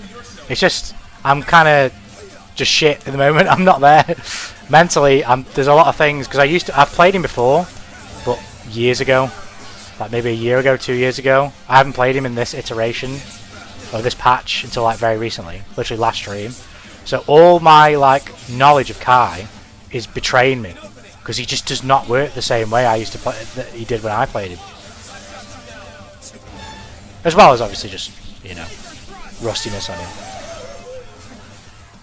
But I definitely am feeling the effects of not playing a top tier because I was playing Unica before this and he's definitely not better than Unica, that's for sure.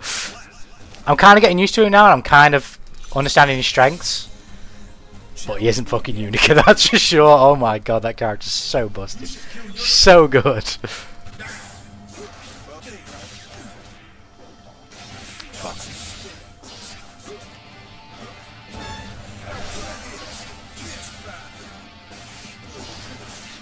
Oh. So I can't really say much about matchups yet because I'm not comfortable enough on the character to really have an opinion.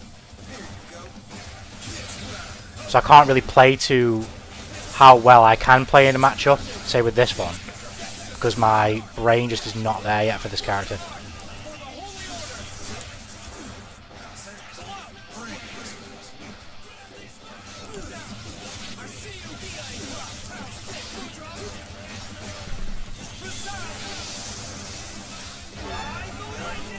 Look at detail to Unica as well. I gotta say, it definitely is a difference. Did you enjoy it when you played her?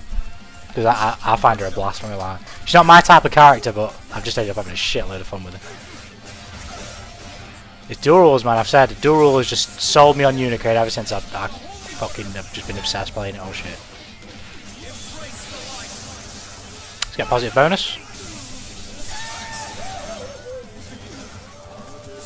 Oh god!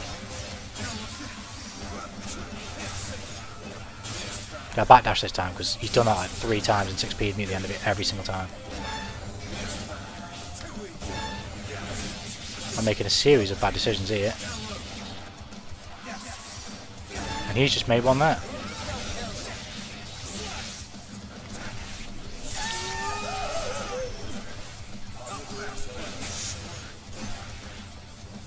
Oh, he came up and threw me, really? And then he gets 50 meter there.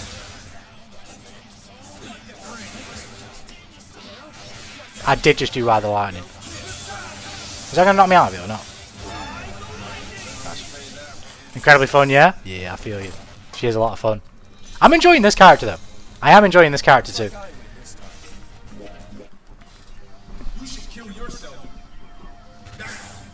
I do miss the old faux draw loops, but I'm still enjoying him though.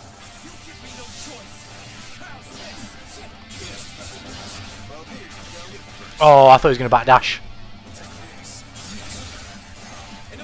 Have one back.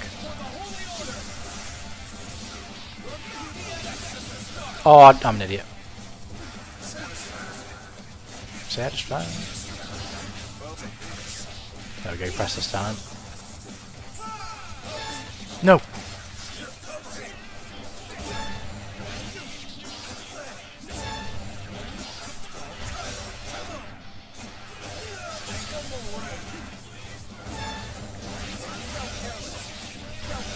I don't have Kai combos like that, I don't know what to do. I feel like Kai Johnny matchup is just Kai versus better Kai. I can see why you think that. I've not played enough to really say. I get what you mean though with the normals and stuff. I'd imagine, although I'm not doing it, I could certainly get a lot more enjoyment out of this matchup by just harassing him with projectile, because it would stop him from 6K'ing, which is kind of one of the scary crackhead things he can do before he gets a card down. I'm not really that much bothered about his normals and his neutral. It's obviously it's tough to deal with, but I can manage that. It's the crackhead stuff that will catch me out with this character when someone takes like a real chance.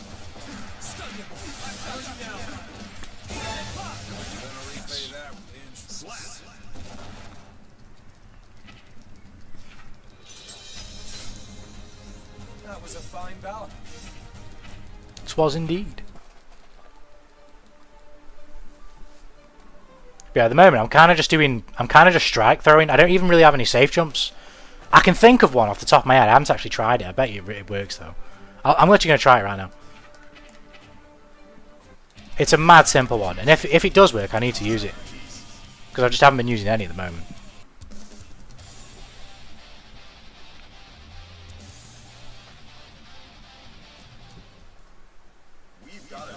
I'm sorry, I'd love to, but oh, I think I have Kai already set to all the stuff I want him on. Yeah, I do. Right, okay.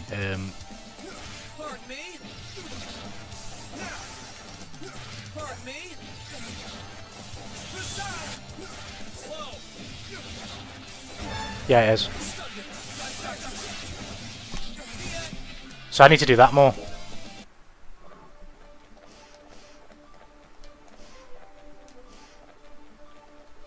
Don't necessarily need to do it all the time, because I'm going to use projectile and wake up sometimes and stuff as well for pressure, but I need to mix it in.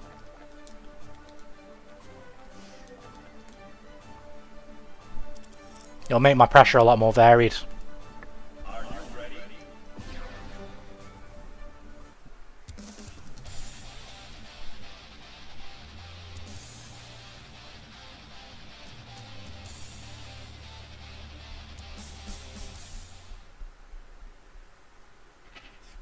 Mankind. You should kill yourself. I took a risk. I wanted to see if he'd do anything about it. I tried DP.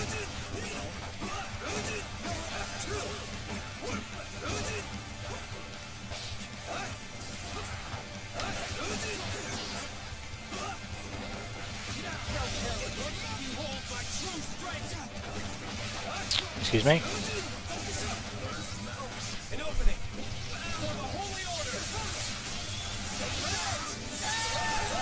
It's not what I meant to do, but we'll take it.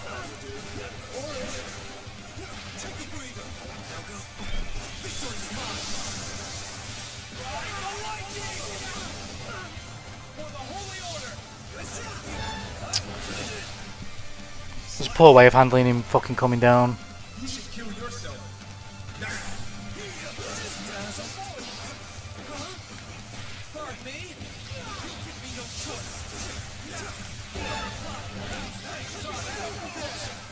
Nope.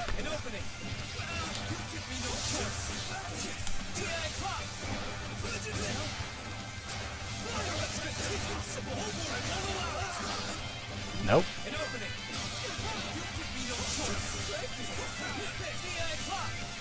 I was surprised. I fully expected him to block that.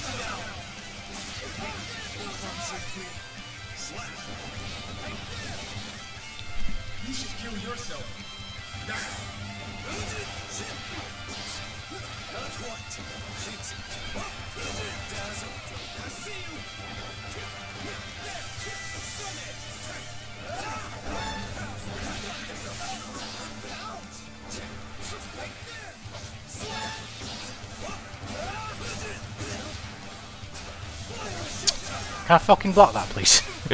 That'd be nice. Can I fucking block that, please?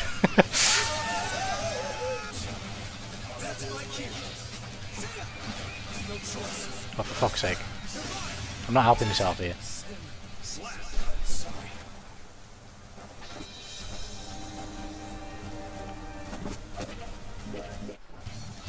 You should kill yourself.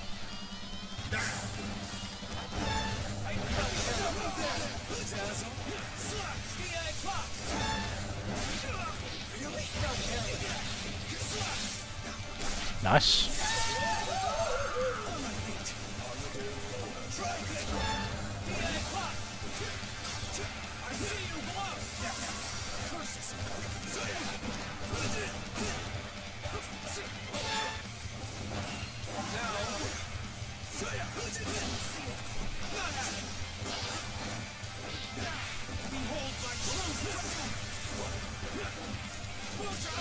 Got him.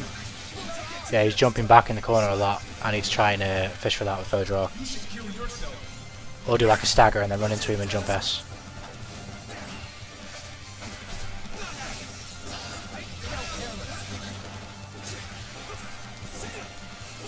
There we go. No. I'll take that. Can I get the meter in time? Yeah. Oh fuck. I could have killed him there. I fucked it up. Nope. Oh, are you kidding me? I grabbed too early.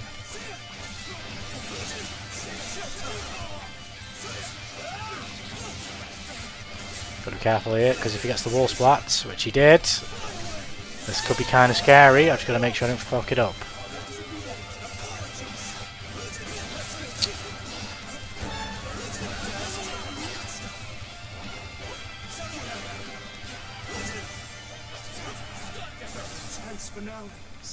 Fucking hell, I nearly did fuck it up. But we got him! We got him! You should kill yourself.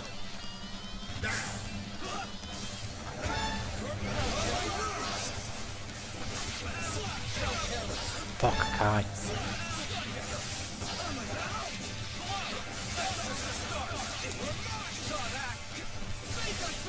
Nice. Nope. Try to grab him. Oh my god, can I block that, please? Come here. Oh shit.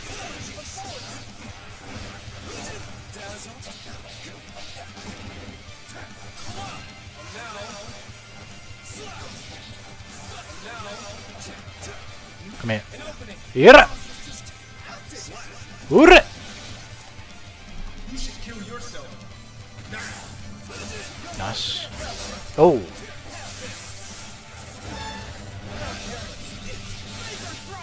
Of course he runs out of it. That's another thing I'm finding as well. His shock stick lasts fucking for a bee's dick of time.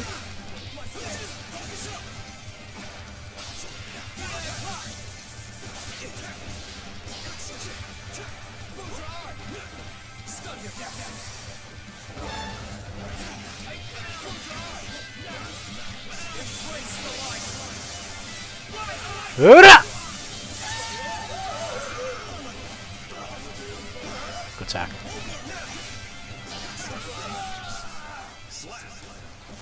And he seems interesting. I get to make more reads. But he's got the parries on deck. And you'd be having them parries. The song's a banger. What song is that? I couldn't really hear it that well, to be fair, as I was fucking smelling the game. What song was it? This is one of the Valentine's Guild Gear 2 Overture themes. I feel you, I feel you. I won't have it because I've not fished at all on this account. I have not fished one time.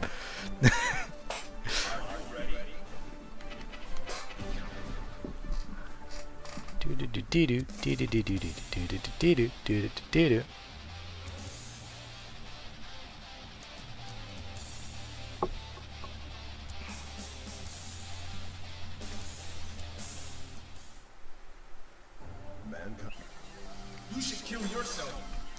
Now.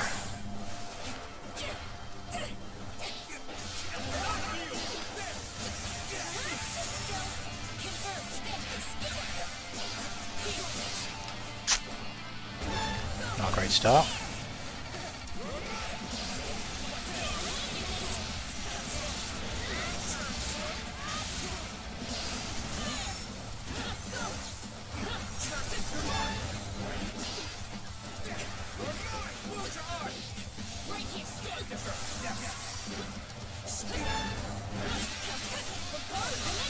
Okay. Not a great start. You should kill yourself.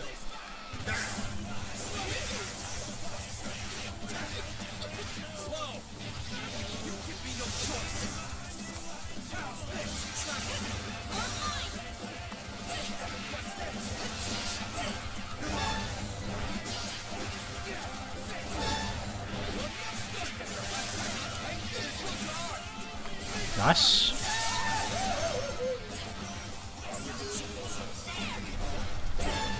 That's maybe a DP. Lovely. Hoorah! You should kill yourself.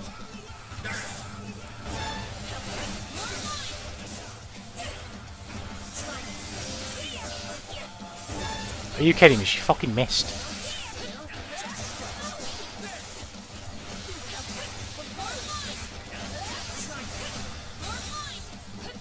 I didn't mean to backdash there.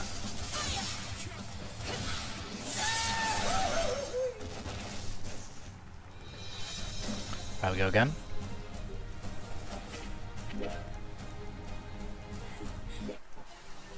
You should kill yourself.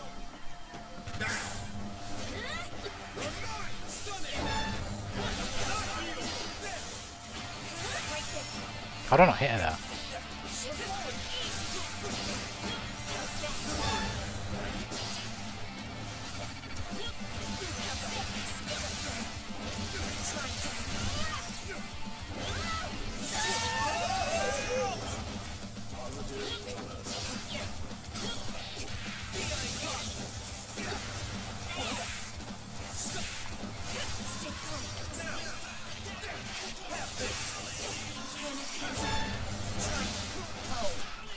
Well, this is fucking difficult.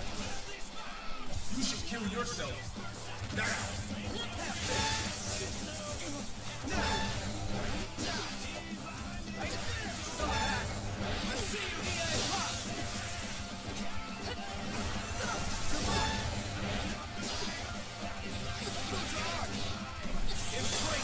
Okay.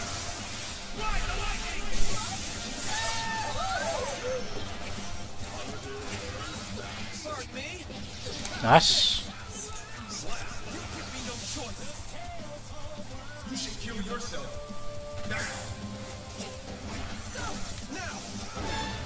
Need a bit more patience there.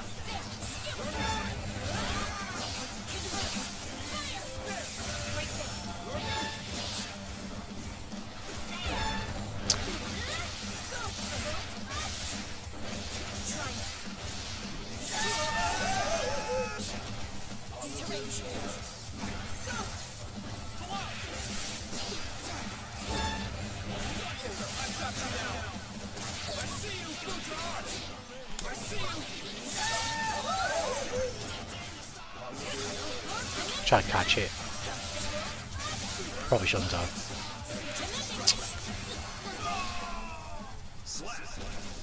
Well, this is difficult.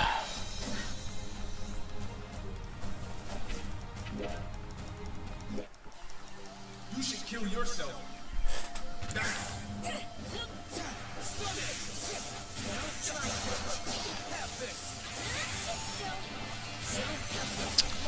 fucking button has got some crazy range.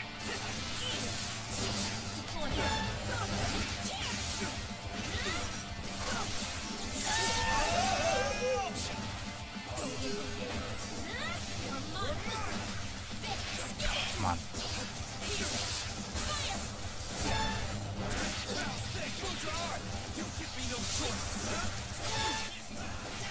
No. Fucked it up again. Fuck. You should kill yourself.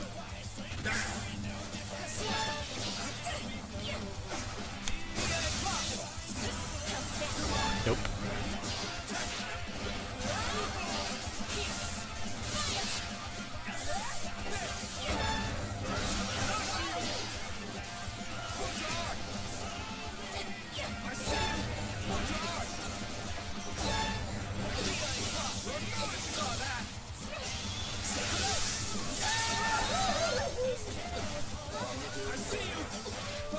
Yup. You should kill yourself.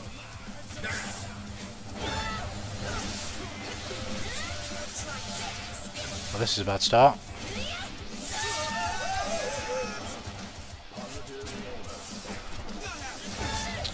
Well, I'm dead.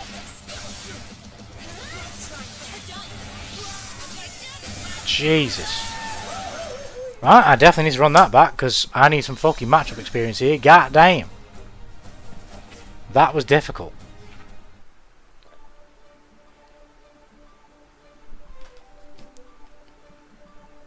That was very difficult.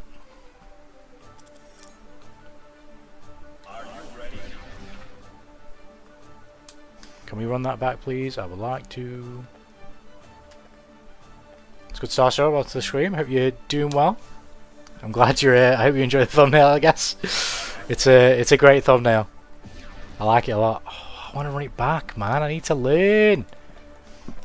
I need to play against Unica to learn, man.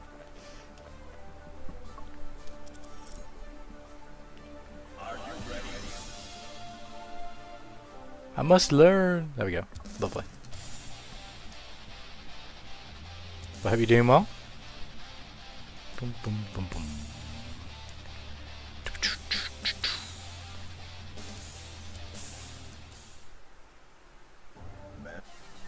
Right, let's go. Kill yourself.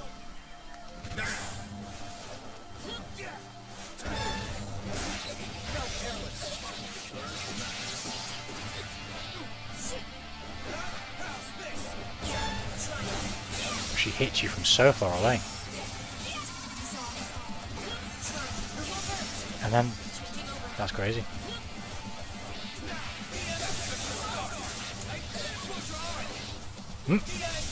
Nice.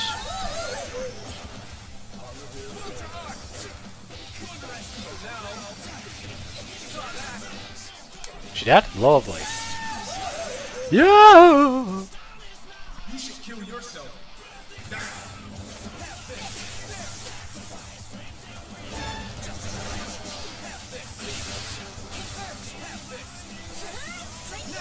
I didn't press that.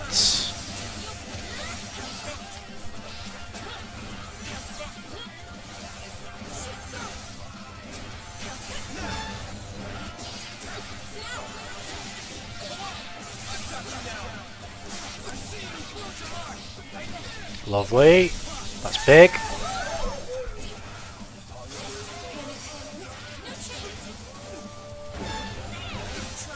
Oh my god, I've got to do something about that.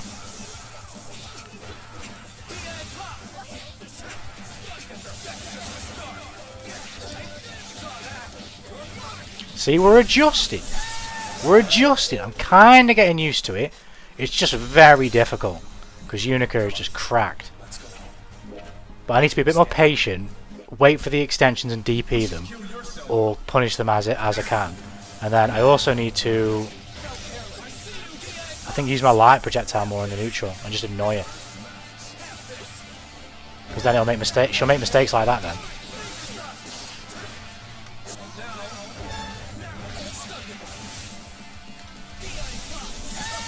But I need to give her something to think about before she runs in on me. She'll be throwing out 5H a lot as well, so just put my projectile on the screen. 3 damage.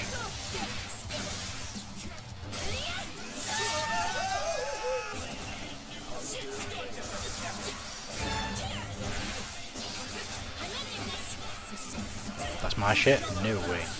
You hit me with that. Nope. That's what I mean. You should kill yourself. I'm definitely good enough to be there on the extensions more often than not. It's just on me to do that. That was a DP. That was a DP as well.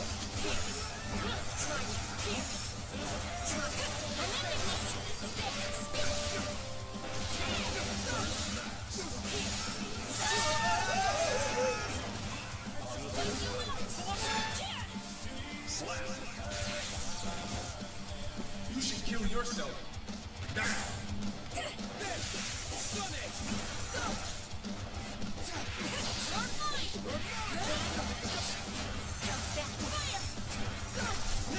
See, that's where it's kind of crazy, because I can't. It takes away the easiness of reacting because there's that variation.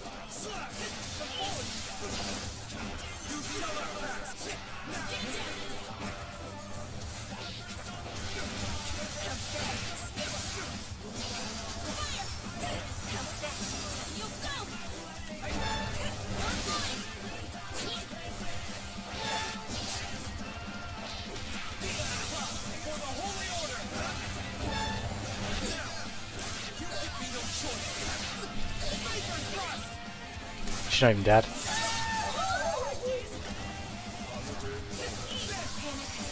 I'm fucking dead though. I shouldn't have done that.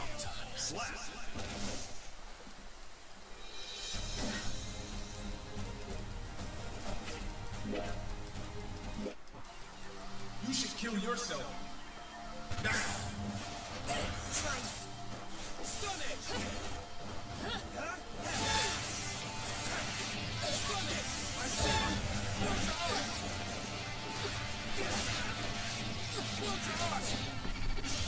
Brr.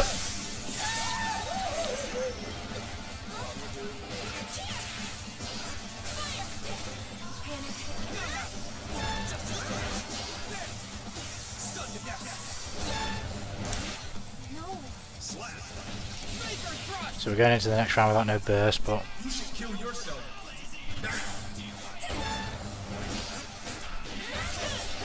try to DP that.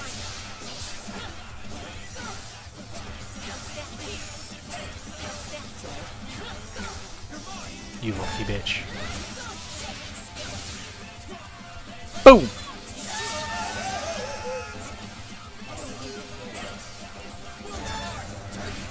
No conversion.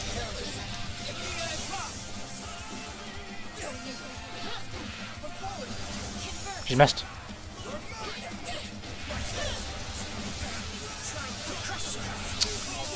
Boom!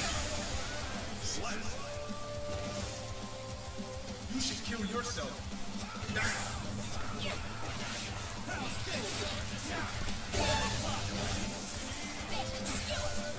The fact that I don't get a punish though.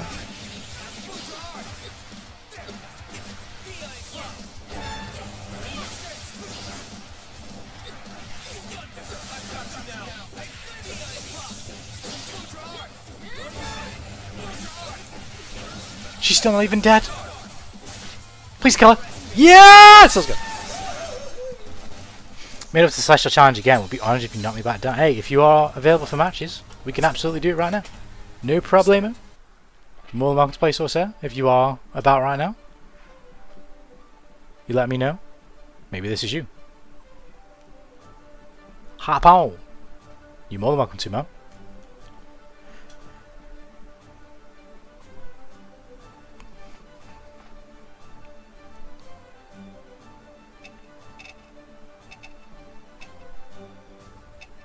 Yo, what's good, Baruki? Sorry. Welcome to the stream. Hope you're doing well. And no, there's not a patch. It's just an old thumbnail. It's an old thumbnail. I'm coming, Sorcerer. But yeah, I hope you're doing well. Hope life is treating you well. But no, it's just it's an old thumbnail. I've said this a couple of times now. Fucking, I just used it because it's funny. Like 3 streams ago, and someone was like, "Nice thumbnail," so I used it again. And then last stream, someone was like, "Whatever," you know what I mean? People keep mentioning it, so I was like, "Fuck it, I'm just gonna use it again." I'm sorry for the clickbait. I should probably put like a "I'm joking" on the. I should update and put like "I'm kidding" on the thumbnail. I'm stuck. Oh shit, I think Suicide's in on this guy. What, are they not? I don't know what the fuck is happening. The game's fucking broken, man.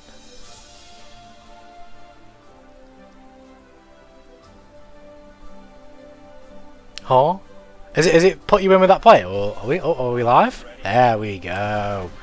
Now we can smell the game. My friends are still going to bitch about Potemkin. It means dang. Nah, I feel you. Potemkin right now, he's kind of crazy.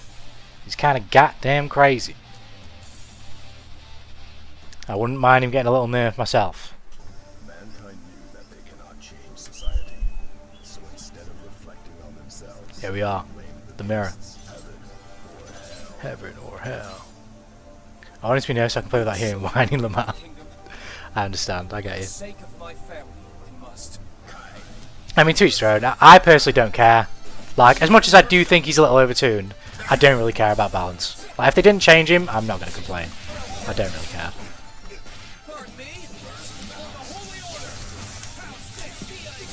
Let the man eat good. You know what I mean? Let him eat good. Oh, you're a pot man yourself as well. Nice. So you are eating good right now. You be eating good. You gotta soak it up while it's there, you know? As long as they don't remove his armor on Gucci. You may be somewhat sad to hear that. That's one of the changes I would recommend. Because they took away his armor and gave him the... No, they took away his carry and they gave him the armor as... what's his face? What's the word? As compensation, right? They took away his carry and gave him armor as compensation. But now they just give him his carry back and they left him with the armor. But, you know, whatever. Fucking everybody else is crazy in this game too. Oh shit.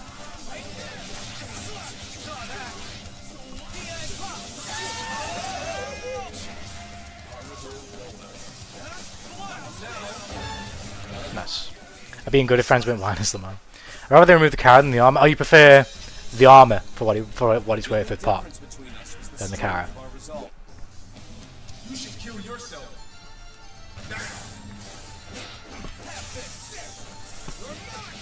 I feel you, I feel you. Oh shit, I meant to do the projectile. I would have got hit anyway.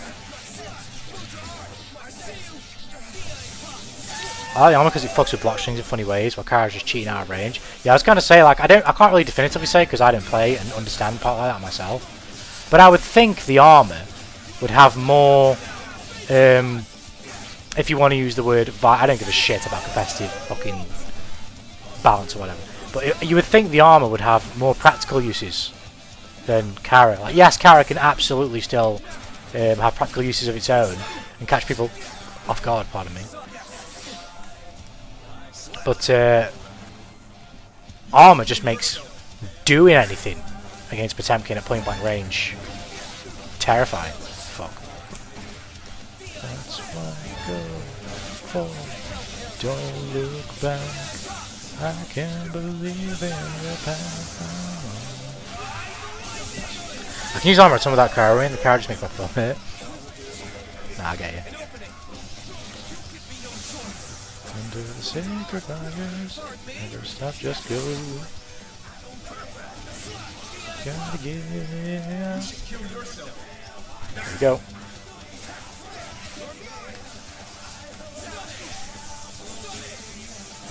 Nice. Oh.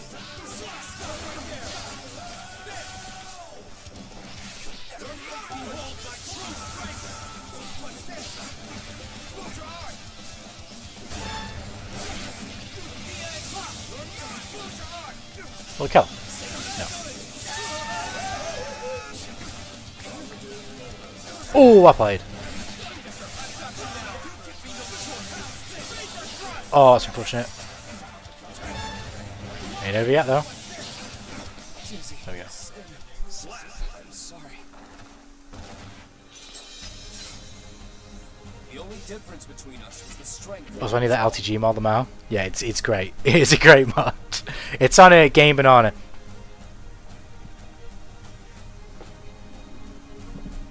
Well, like if they made Blockbuster more committal by not making it RC countable on Whiff.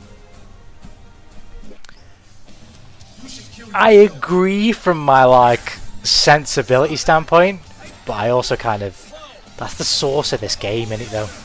Doing some fucking bullshit and then being like, no, you know what I mean? I don't know. I do see what you're saying though, for sure. Rainy days. In this game though, aside, I know they did it with DPs and it worked. More often than not,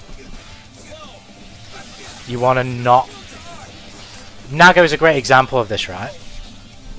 Nago's Season 4 changes for me are just absolutely abysmal. Any change in this game, where both changing where you remove in general can be bad, right? Unless it's absolutely necessary. But if you change and you slow a character down, to me, that is awful. Your changes should not slow a character's playstyle in any context. I know that's not so drastic, but I don't really want anything that slows. Oh, I didn't get anything. That slows characters down, if you get what I mean.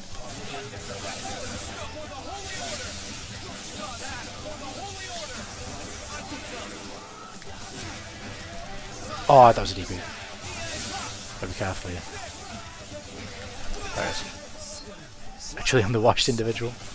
We get back on the grind, get back on the climbing the mountain. That always meant it's a tough climb, but we can.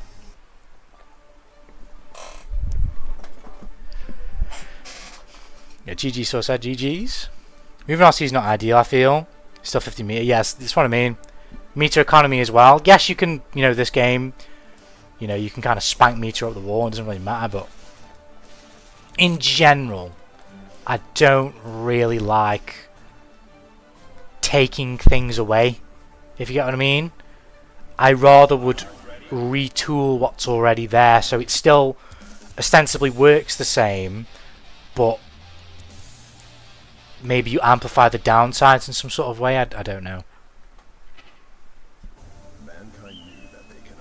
It does have adequate downsides, really, because if he whiffs, he's getting counter hit and fucking smacked most of the time, right? It's just the upside is so big.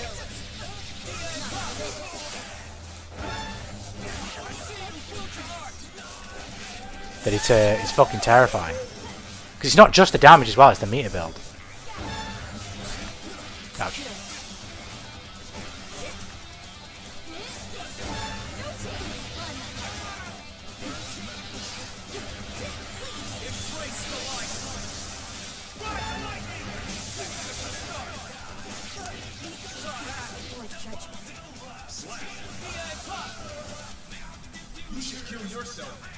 Now.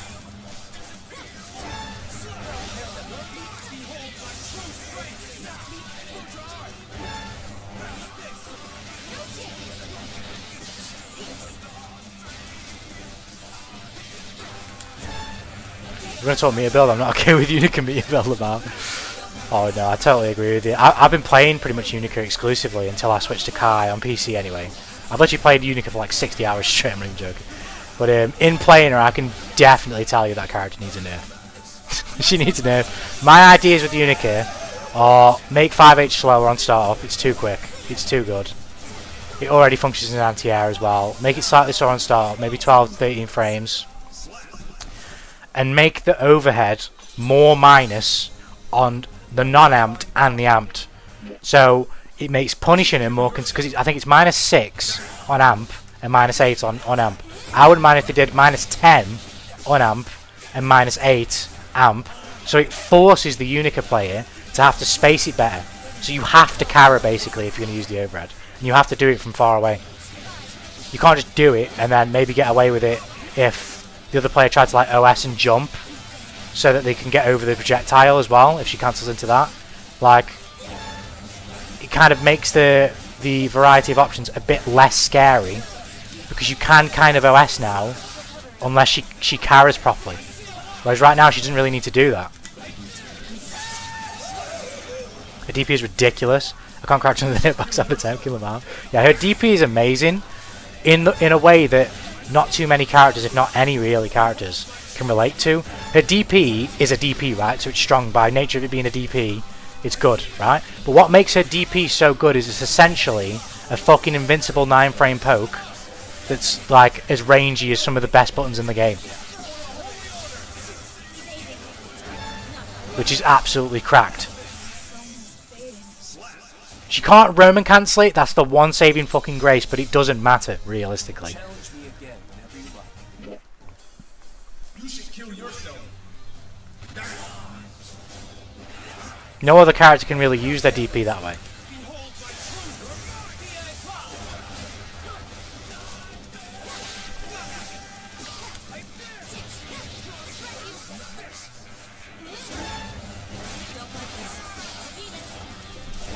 Tried fucking rattle on him.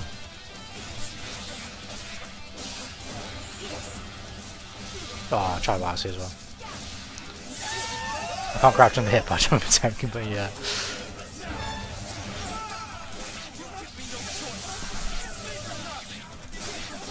What?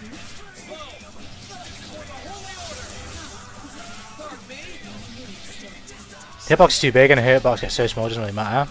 Also, of course, it's a multi-hit. Yeah, I get you. I totally feel you. Sin's the same. Like, I know Sin obviously didn't have the anime, but when he released, but you know what I mean. Like an easy to play character, they just give him those type of things that like will piss you off the first few. It's still annoying, but it was way more annoying when I first played against Sin, and Unica's DP was made way more annoying when I first played against him. Like, I know it does that now, so I'm kind of contented with it, but it's like constructed in a way where those first few times you play against the Unica player, you might block the first hit, but you'll get hit by the second one because you'll try and punish it, and the second hit will get hit before you do. Need a whole anime to introduce Unica, she better be busted on release, yeah. It was coming. It was coming. Speaking of dual rules, though, if any of you homies watched it, what did you think? What did you think? Because I've talked to a few other homies in here about it with mixed opinions. I went into it hoping I wouldn't hate it. For some of you guys who maybe haven't been around it before, I've bitched ad infinitum about fighting game storytelling and how it is practically impossible for it to work. And the only fighting game I've ever played with a story mode specifically, right, that I thought was good was Tekken 8. And what I mean by that specifically is, fighting games have great lore. I'm sure fighting games a lot of the time have great lore. Like this game has great lore, but the capacity to actually tell the story is usually terrible. Like, it's usually bad by what I prefer stories to be conveyed by. Like, if you're gonna have a storytelling, like take this game for example, right? If you're gonna make me watch a full story, I need the presentation of the story to be better. Like, animation isn't everything, but fuck me, if I can't play any of it, it needs to be a little bit better, right? Something like dual rulers, perfect. That's exactly what I need. Exactly what I need. But Tekken 8, for example, the story mode, I won't spoil it for anyone who hasn't played it by the way, but the story mode for that game is like a very, very done story before, which is not a bad thing again. Another thing I've said plenty of times on here before is that originality is very hard to achieve, because fucking 9 everything's been done. So it's not about originality per se, although that does definitely help. It's about execution. So you can take an idea or a story or a character arc or a character trope or any of this, you can take any of it, right? But you've got to understand how to make it work.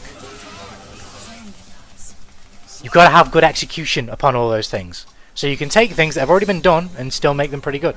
And Tekken 8 takes a lot of shit that's been done in loads of other things, but because of the bombastic fucking presentation, it's pretty fucking awesome.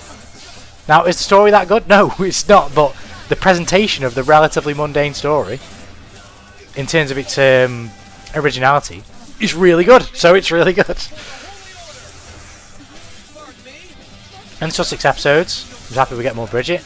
Yeah, Bridget is a good example, right, for the show, where I don't fault him too much. The worst part about dual rules to me is it's too short. It's too short. So every now and then there are happenings in the show. Bridget has one of them specifically, where they clearly contrive the event a little bit. Well, the event feels contrived because it doesn't have enough time to sit. So the event itself isn't a bad idea, it's the way in which it's presented. So I'm going to go into dual rule spoilers here, but it's not going to be too deep. It's just to really give credence to my claim here with this specific example.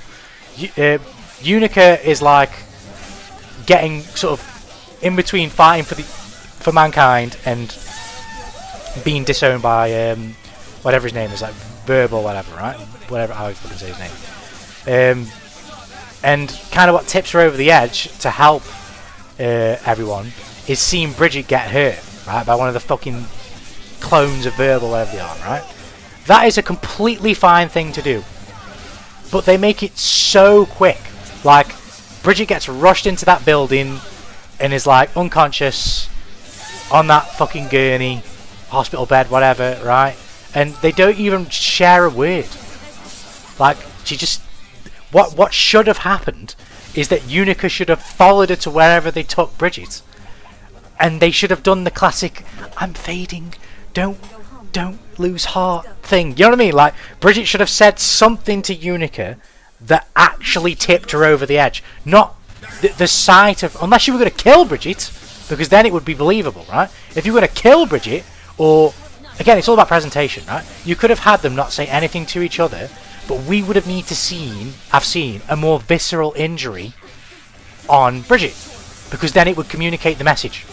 It can't just be Bridget's hurt. It needs to be a visceral injury, or if it's not going to be that, we need an engagement between the pair. If you get what I mean.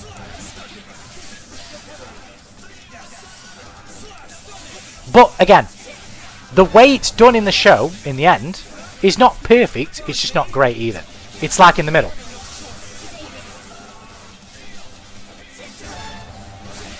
It's not terrible because the story beat itself is actually serviceable. It makes total sense. It just doesn't stick the landing as hard as it could have. But those moments in the show are few and far between to me, really. For the most part, it kind of fits within its allotted time structure.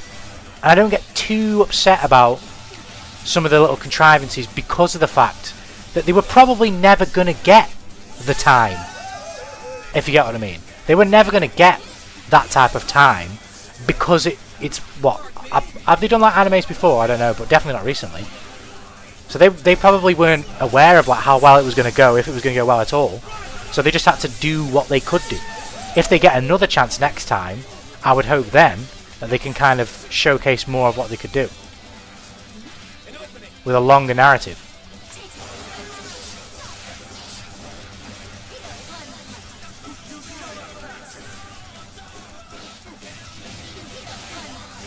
But overall, I fucking loved Dual Rules. I actually loved it. I loved it. I was so surprised that I did. I loved the fuck out of it. I was genuinely blown away.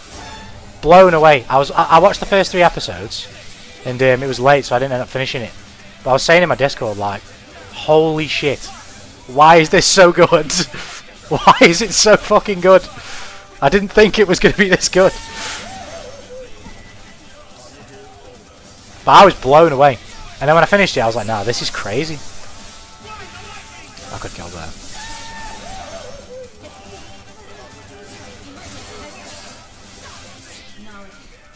They didn't give us the Yuri we need.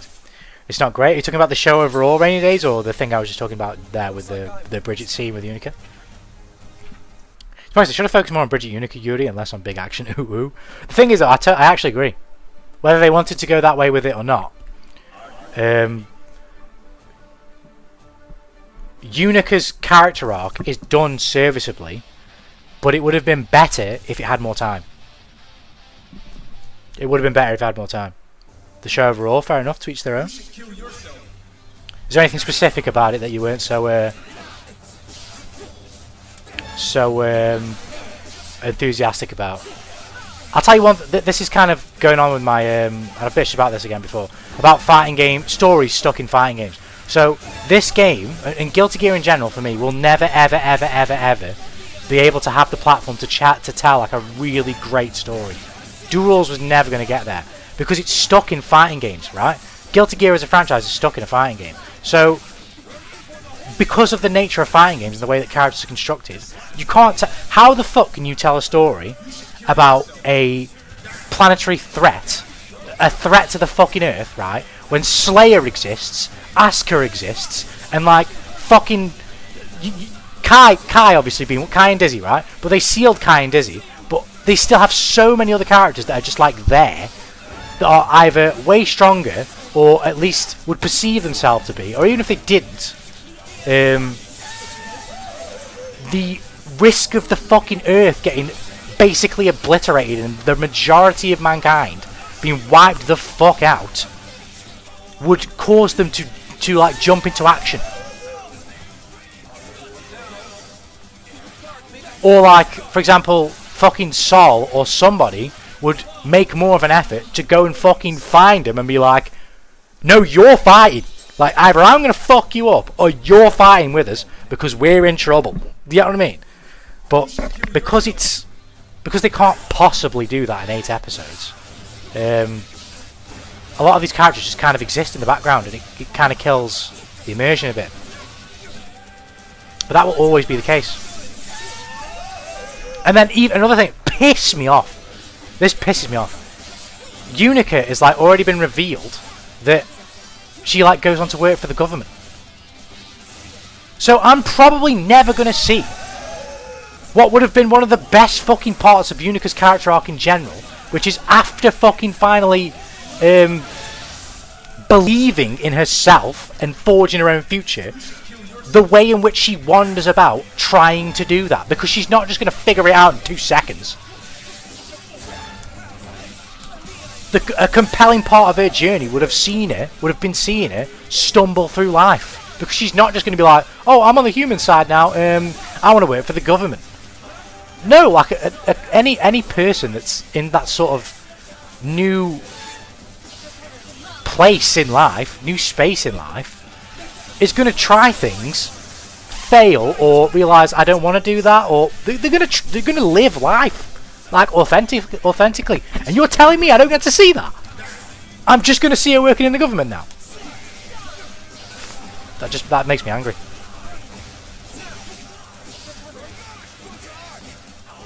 It enrages me. But no, like I say, it's stuck in a fighting game, so that's kind of why I was just not wanting to hate Dual Rulers, because I had no expectations for it whatsoever, because it's a game, it's a story based on a fighting game story, which to me is just impossible to really adapt and make good stories for, because of what it's stuck in.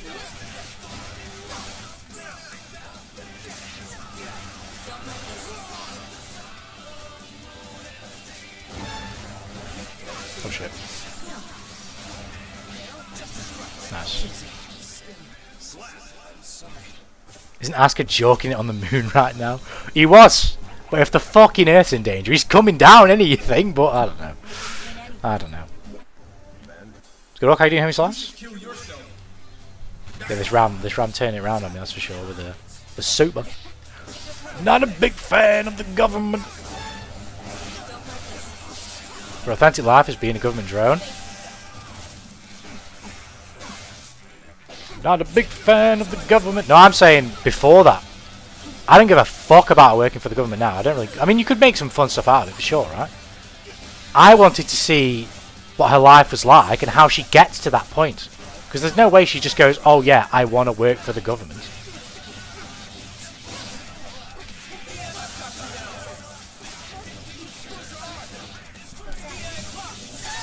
I feel like I read somewhere, it might be in the Guilty Gear glossary in this game, or it might have been something I saw on Twitter, but I swear it had something to do with like her attempt at penitence for all the trouble that she caused.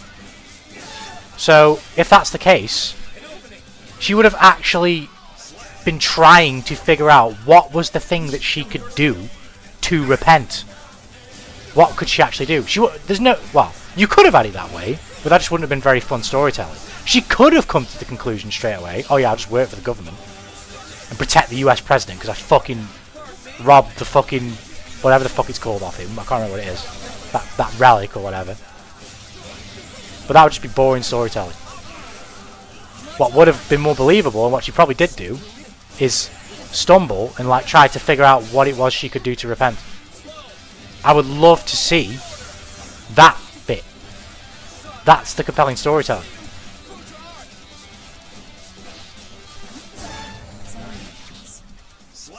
I just need more slice of life anime manga of fighting games. I'd totally take that. I'd totally take that. Challenge me again whenever you like. Got the impression the show was made as promotional material, like those shown anime specials featuring guest characters so people can point and go, oh, that was definitely there. No doubt. No doubt. No doubt. Don't get me wrong. I loved it within the confines of what it could have been. If we're talking about, if we're weighing this up against like other anime that just aren't tied to these,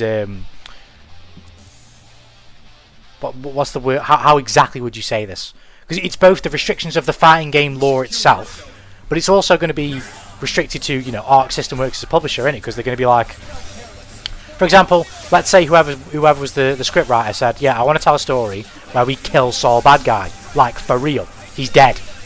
They're never going to fucking approve that because they're like, what do you mean? He needs to be in the next game.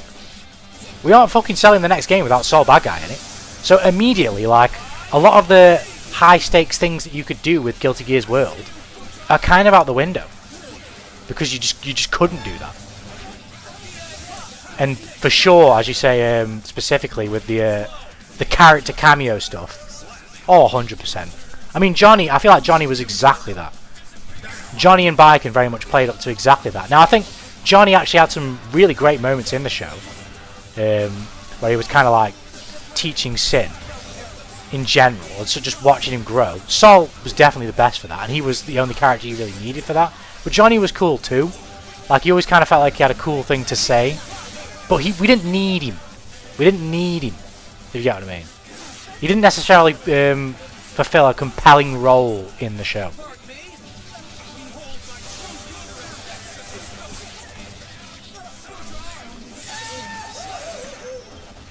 Not gonna lie, I wouldn't mind the game going like 20 years in the future and give us a new character, not gonna lie. I'm very much on board with that too, for sure. I think that's any story. Most companies won't kill off well-established main characters. I think it depends on how the story is being told, in the sense that what's the deal between the person writing the story and the people publishing it. If a person's got free reign, it doesn't matter. But in fighting games, it's not like that, is it? Because the stories themselves are inherently tied to the characters they can put in the games. And Ryu is probably the most iconic Street Fighter character, if not one of them, right? You can't not put Ryu in a Street Fighter game. The promotional material in the lead up to every Street Fighter game cannot not have Ryu. Because if it does, you're alienating a massive, massive audience that would not know who... Like, for example, if you just killed Ryu off and had Luke, and didn't have them both, you would alienate a huge audience. Both people who have already been there and love Street Fighter and love Ryu, and then a bunch of other people who maybe aren't as into Street Fighter, but they'll maybe buy the next release if it looks cool or whatever, and play it for a week or two and whatnot, play the single player content. But they'll recognise it from characters like Ryu, like Ken. These characters need to be there.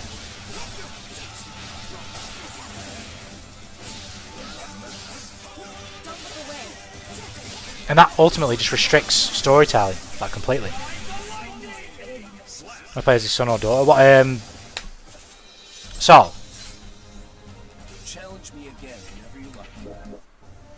Remember that Mortal Kombat tried to kill off all its cast with Armageddon, Apocalypse, or whatever, and they nearly backed out with the next game. Wasn't that? I don't know if that counts though, because it might. I'm not sure exactly, but that Armageddon was the last game before the last mainline. Well, no, because MK8 was a mainline game as well. Mortal Kombat vs DCU, but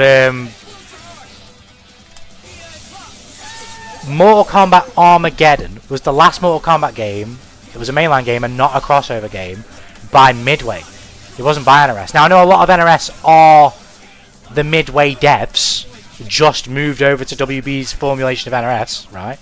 But I don't necessarily know whether Midway had plans after killing off all those characters to do something else, and then when WB bought MK, they said no, bring them all back. You're doing a fucking time loop thing, fucking multiverse thing, because they've done that for a lot of other IPs, as far as I'm aware, right?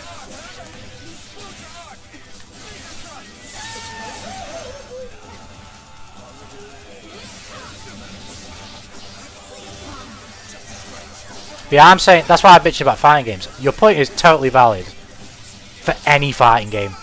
Any fighting game is going to be bound by those restrictions. Other things, it depends on the deal and what the thing is. Shit. And what story the author wants to tell and whatnot.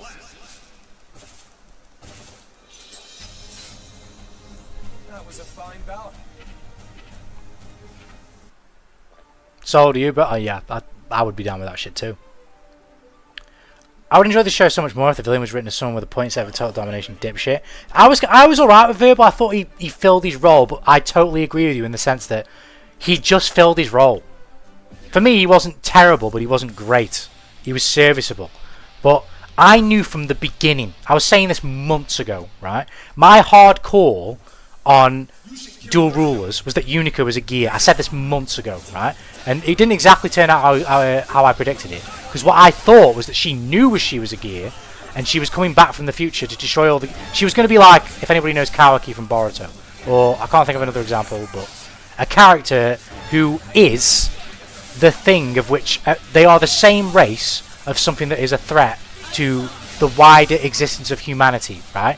So they know the horrors that their race can inflict upon humanity, and therefore take it upon themselves to kill everything that is the same as them and then themselves in the end, right? I thought that that's what they should have gone for. In my opinion, they should have, because that would have been way cooler.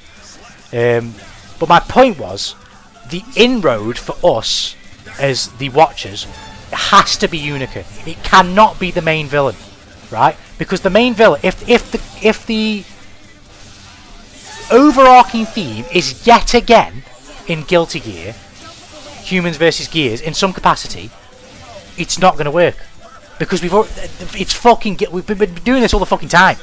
I feel like I don't know Guilty Gear lore like that, but one thing I do know is that gears and humans have been scrapping since the fucking beginning, right? So don't get me wrong, you can still do a story where the sort of the main themes of it are gears versus humans, but that can't be the most compelling part of the story for the main characters involved in the story that aren't like not the main characters, sorry, like the characters that are like associated with the main characters. So like Unica can have that driving motivation, but it can't be as simple as like, oh, it's mankind versus gears. I was saying shit like, imagine if in the future that she lived in, because I didn't know obviously at the time that she was related to Dizzy, right, and in that lineage. Imagine if she was part of like a family of gears, and she was like poor, and like she saw like her mother rampage and absolutely desecrate a village and fucking murder loads of people, and then eventually as she grew older, like her mother dies and she learns to resent gears because of the treatment that she would receive as a result of her being a gear's daughter and being a gear by extension. Like she kind of goes the opposite way. Instead of feeling like indignant, she feels guilty. So she takes it upon herself when given the opportunity to go back in time to destroy all the gears. That is infinitely more cooler than anything Verbal could possibly be influenced by ever. Ever.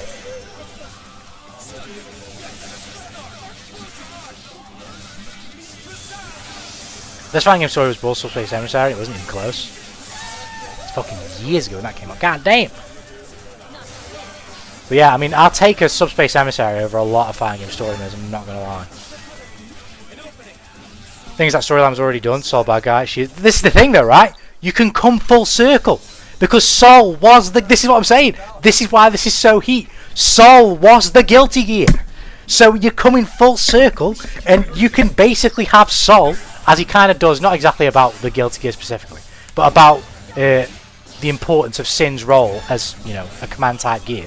You can have Sol guide Sin through what Unica's going through and like half hold his hand so that he can understand what it's like to be in her position.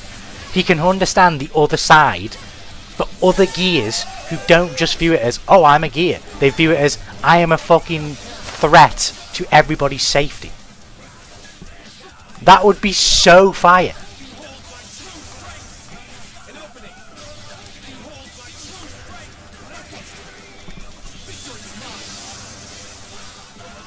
I'm just getting hyped up thinking about that because it's fucking cool as fuck.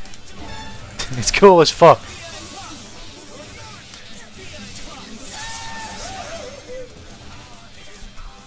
You should kill yourself.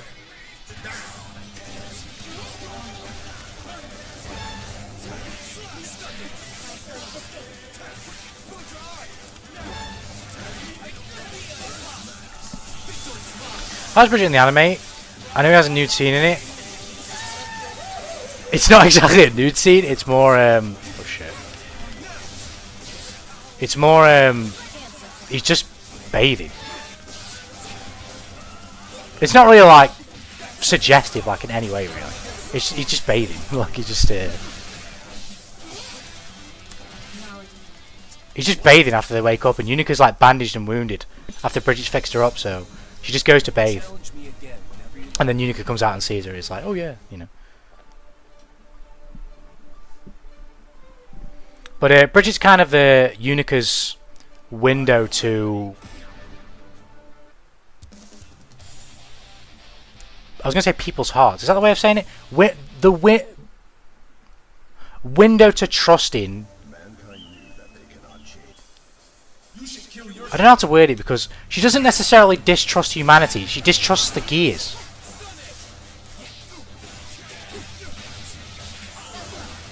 So I think it's just Bridget's kindness kind of weakens her resolve. I guess that's probably the best way of saying it. Bridget's kindness weakens Unica's resolve and forces her to question herself a little bit.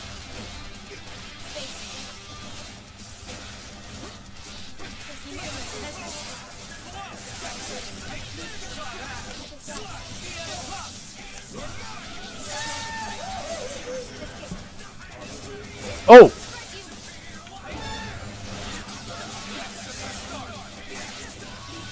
I fucked this up.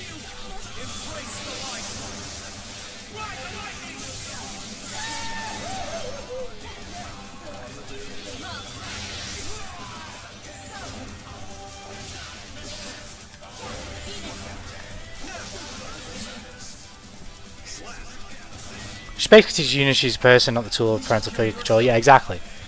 Because Bridget talks about finding her own shape. Oh shit!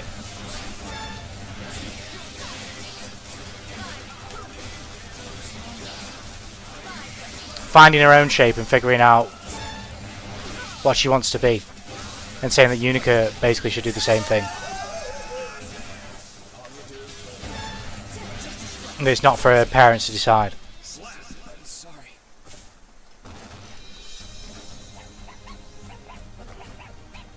The opportunity to open up like some. Pretty much, yeah, pretty much. Kill yourself. Like I say, maybe open up isn't exactly the phrase because Unica doesn't then confide into anyone after that.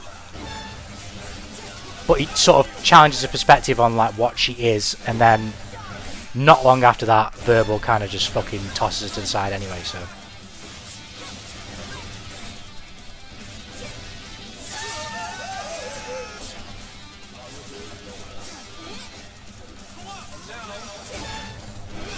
Oh god.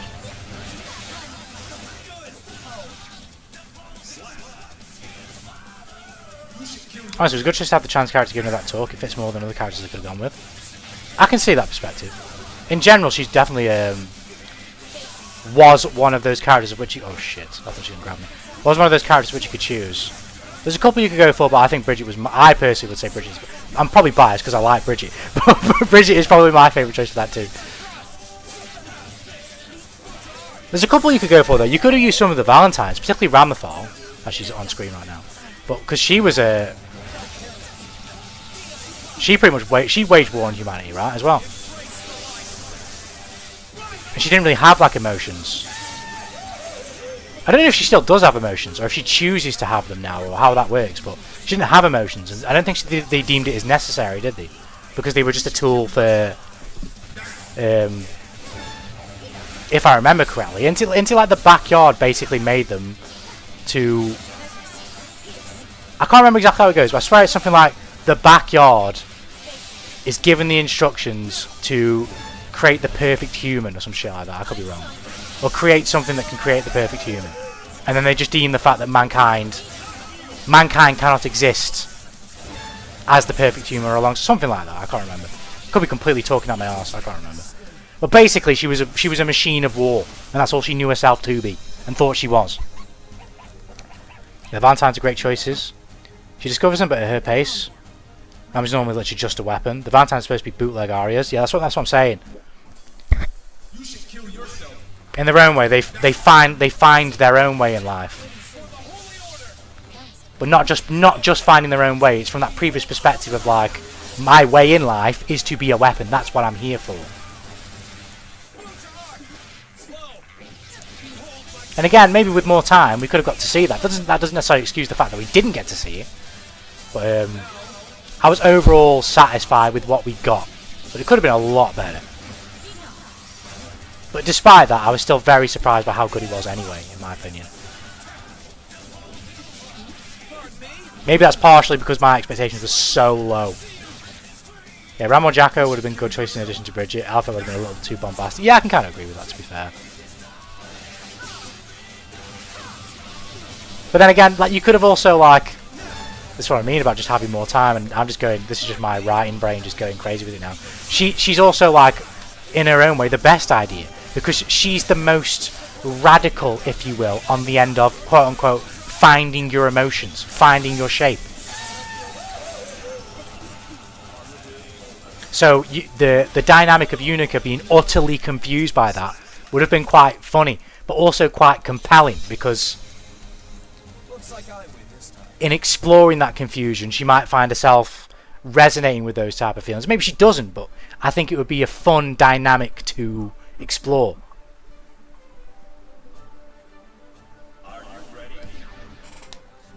You basically got it? Oh, okay, I got you. Yeah, I don't know. I can't remember the specifics, but it was something like that, wasn't it? Sometimes are exaggerated aspects of Arya. Like, I thought I was way too into love, and Ram was way too into making anything breathe and eat shit. Yeah, Ram was on fucking business. That's what Ram was doing. Until she got Borgir and Doge. Oh god. Ooh. Well, I'm dead.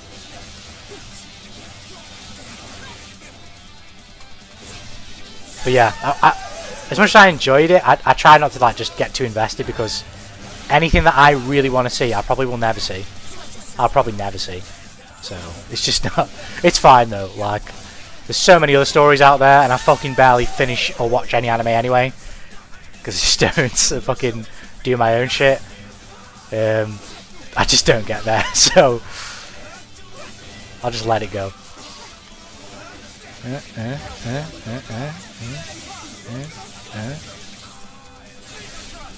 Nice. Alpha can't even find him. She can get DOIN. I believe in it. I believe in it too. I believe in it too.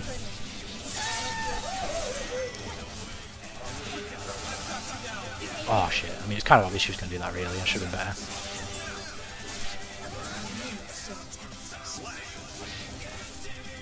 You should kill yourself.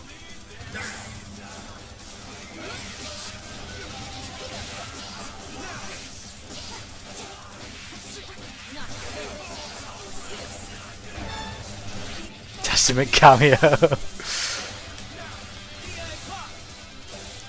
I needed way more of that, that's for sure.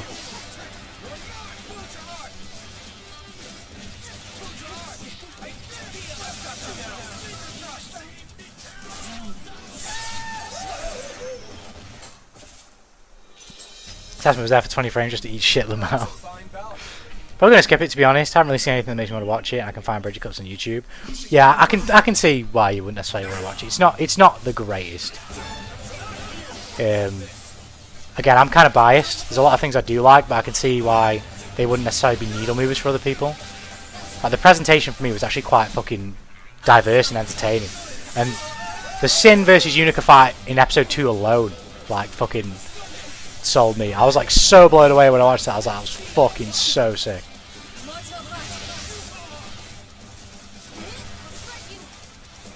Oh shit.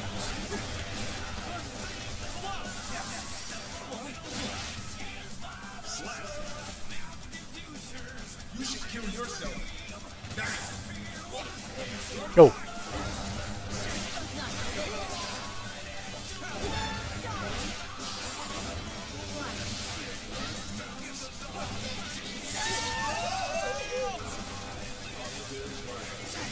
The Testament could have been another character. I don't know Testament's entire lore, but you can pretty much ascertain it from Testament's presentation in this game in regards to Testament's gender fluidity. It's like another kind of angle you can come at it with, and Testament's seems more like a wizened character in regards to whereas Bridget's a bit more whimsical, Testament's a bit more like sage-like, I guess. And to be clear, I don't care where anyone comes from in regards to beliefs on gender or whatever. I don't care. As long as you're fucking nice to people, I don't care, right? But from a storytelling perspective, I can see where it can be like quite compelling. Even if you don't use it, even if it's as a result of just Testament's experience living life, like, even if you don't even talk about gender or anything like that or whatever, like, I don't. The character and what they've been through to get to that point is where the storytelling's at, if you get what I mean.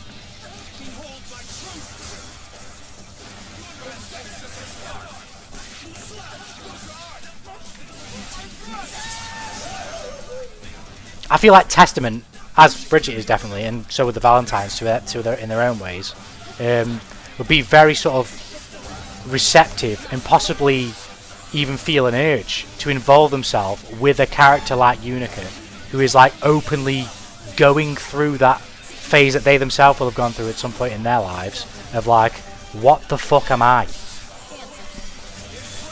What the fuck am I and what the fuck am I doing?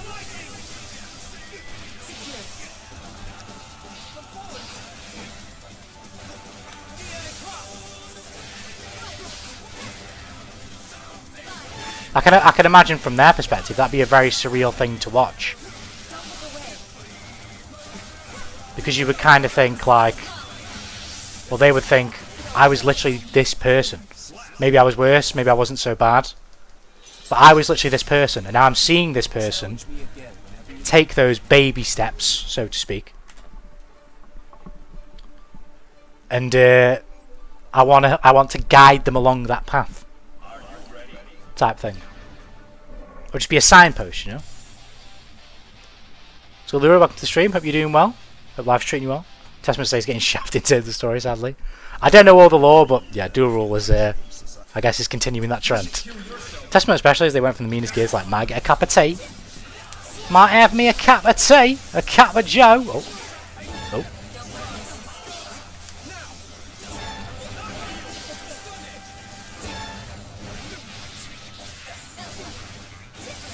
But no, I'm a sucker for characters like Unica, even though she isn't exactly how I thought she was going to be. If she was, then she would literally be like one of my favourite characters in fighting games ever. She probably already is, because I don't really have like a bevy, like, I don't have like a huge roster of characters I really like, because story modes just don't grab me for fighting games. Fighting game stories just don't grab me. Fighting games have cool lore, they don't have cool stories to me, they just don't. Probably a waste, but whatever.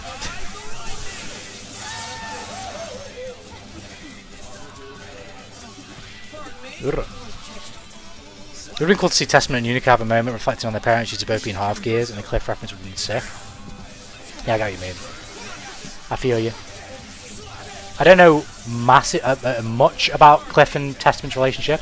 I think at first they were at each other's throats, right? Did they ever reconcile?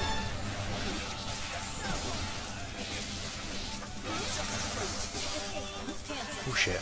Oh.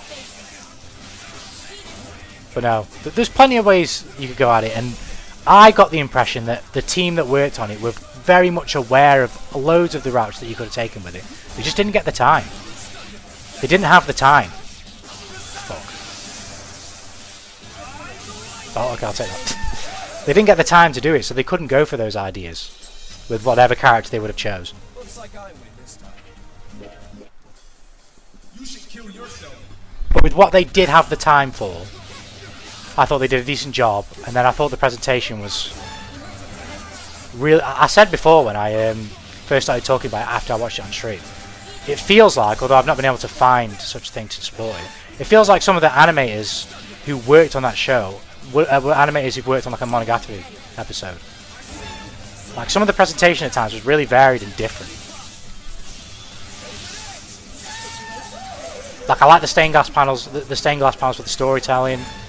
There's a lot of like, I'm no animation expert, but there's a lot of like what look like watercolor, like ink block colouring backgrounds mixed with like a Verbal's Castle, yeah, which looked like it was like a sort of like watercolor style shade like to it, whereas the background was like a bit more sort of fixed with the colours, and it was like a with the 3D CGI. There had numerous like set pieces like that were really cool.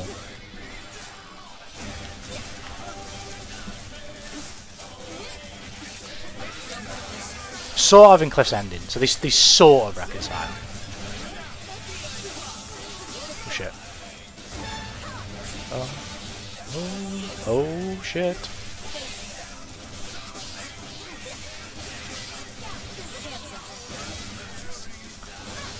But to be fair, Testament always loved Cliff, so it was never really a hate each other kind of deal. Justice was controlling Testament, missing them when they were looking for it. I get you, I see, okay.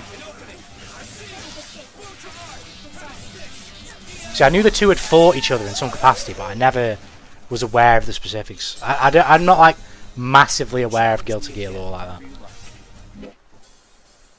I saw a moment in episode 2 or 3 where he hits the face. Godlike, not gonna lie, I totally agree.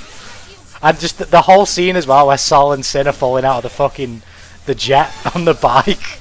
That's exactly the type of dumb shit I was here for. That was fucking brilliant.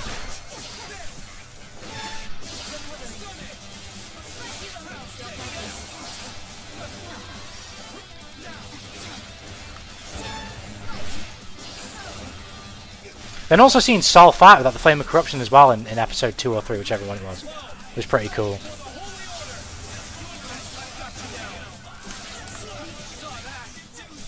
Oh fuck, never mind. Shun Tanuki doesn't know the law! How blasphemous! Oh shit.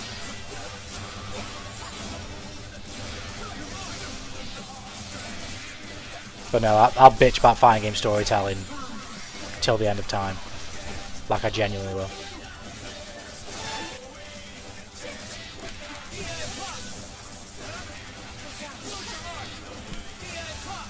Just seeing a story with squandered potential, like it actually hurts your bones. Like it genuinely does.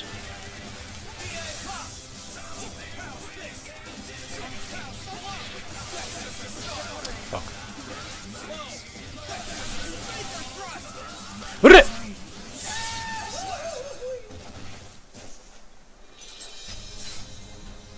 Looks like I win this time. I think the thing about Subspace that made Subspace Emissary so good is that without dialogue it still said so much. We may be a new IP where no one speaks, or it's an undecipherable language. It's that experience though, isn't it? I'm sure a lot of the people who worked on that at the time. I mean, I don't remember Subspace Emissary story like that, but what I do remember is that in a lot of the cutscenes, the character acting is like really, really good. Oh, I was just looking, fucking, my kittens were like crawling under my chair and I was scared I just fucking rolled one of the wheel on the floor. But no, the character acting is like really good. It's hard to pull that off. Especially without dialogue. It's hard to pull that off in general. 20 minutes into watching Tanuki play, I haven't Dragon installed once. I want my money back. Right, okay, I'll look for more Dragon installs. I'll try. I want my money back, god damn it! He's a fraud, god damn it! He's a fraud!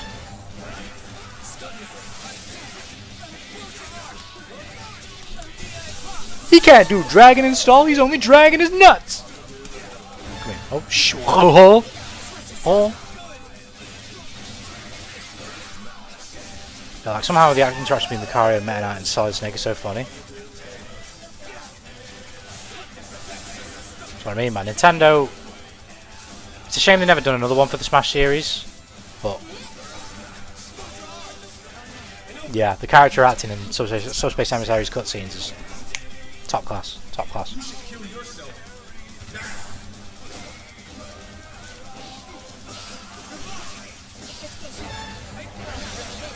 Okay, the ultimate story mode in quotes, I totally agree with that, by the way. It was gross and boring, 100% agree. 100% agree. World of Light is just a fucking massive waste of time.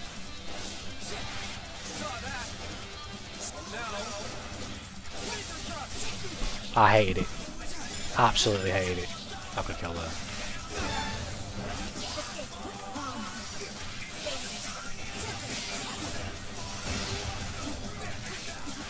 Even the final boss is just a pair of testicles, are you kidding me? The thing is though, fucking Taboo is just man. He's just man, right? But there's something about the way like his I can't remember more, but I swear there's one like with like Ganon, where like he's like serving him or some shit, or he tries to take his power, or like I can't remember. He has like some power bequeathed to him. I can't remember exactly how it goes. And he has like one with Bowser as well, or he might freeze them and turn them into trophies. I can't remember exactly. But what I do remember is that he has some imposing fucking cutscenes. So even though he was just man, he was pretty scary just man. What's the ultimate boss called? Galeo? You could have made that one just as scary, but like you need more cutscenes to like convey its fucking ethereal power. I mean, the cutscene, I don't know if it's actually in the game, I can't even fucking remember, but the cutscene that probably everyone will have seen if they played Ultimate, where Galeo was like wiping everybody out and Kirby's, no, it is at the start of the game, where Galeo's wiping everybody out and Kirby escapes. That cutscene's sick. That's a great cutscene.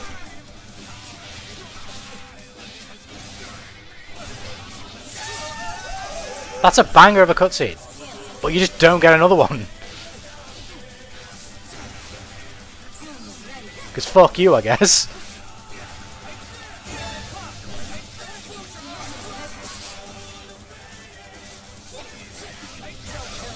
There we go. I got one for you. There you go.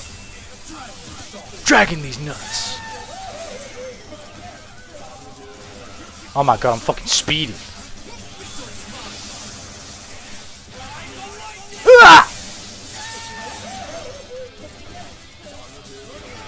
Oh shit. And unique there are no unique cutscenes like that in Ultimate. The thing is, he's like a realistic man in a very cartoon world, which makes him stand out a lot. Yeah, 100%. I would have liked final boss was Angel Testicle and Devil Testicle. Yeah, Ultimate was what I'm talking about, yeah. And it's story mode, which is just dreadful. Again, as Bergi used the word story, the phrase story mode in quotes. The term story mode in quotes? What way you would say it. And I think that's utterly befitting of the mention of Smash Ultimate's story mode, because it is dreadful.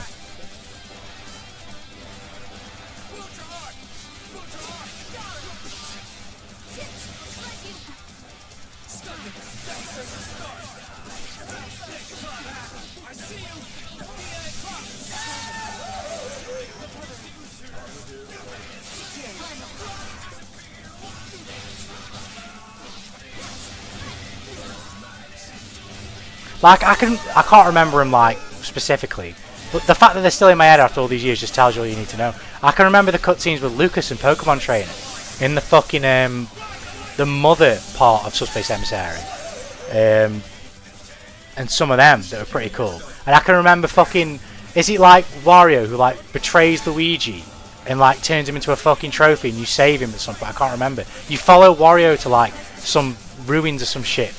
And he has like a little fucking device that can free. I can't remember exactly what it is, but you get what I mean. Like little things like that actually add some character to the story.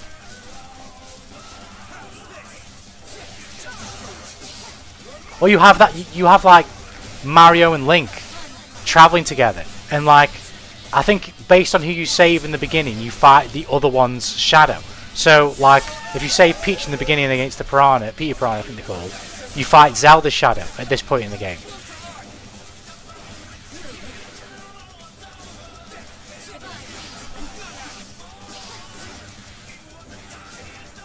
It says everything when I have not played that in over fucking 10 years. And I can still remember, even though fragments, I can remember more about World of Light, I can remember more about Subspace Emissary than I can for anything of World of Light at all. Like all those cutscenes on about Marugi, I didn't even know there were that many. I didn't even know there were fucking multiple endings. And I've not seen them either. I don't know which one I got, but... Ouch.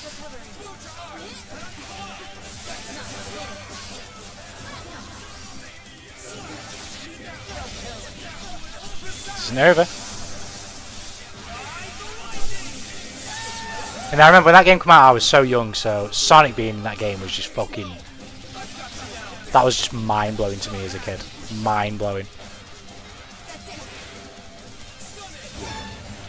Fuck's sake, I've messed that up. Never mind. Smash Bros is just a way to smash Nintendo figures together without breaking them. Looks like I win. You wanna smash, bro? You wanna smash, bro? Yeah, Wario was a major cunt. What's so cool is that the evil guys were backstabbing each other, and DD is a true hero in the story. So I can't remember that much, to be fair. I can't remember much about DDD in the story. Well, like I say, I do remember bits, and they're all fond memories, to be fair. Not just of the distance, if you will. It doesn't necessarily just be like, oh yeah, I remember it was kind of cool. No, I remember that they were actually quite cool. Like, it's the way they look. I remember one. I can't remember the full sort of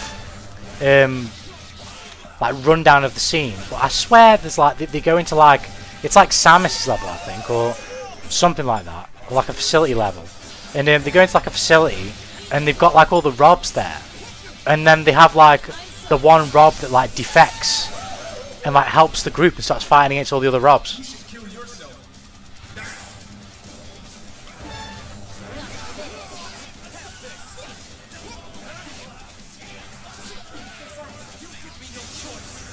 Like, that shit was sick. Oh shit, nice.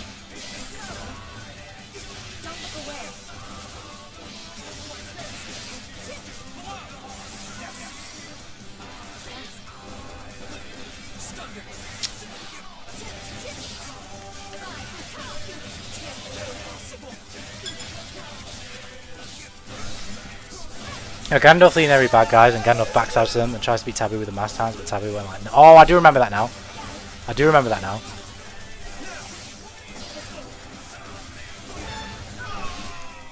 It's so cool. Like, seeing the mass hands enslaved by Taboo was generally surprising tonal shift, especially because of what they were up to that point.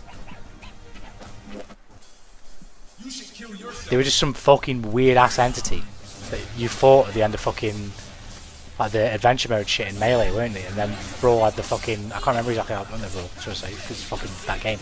You know what I mean? I think was it only Master Hand in 64, and then I think Crazy and Master were in Melee. I think, pretty sure they were.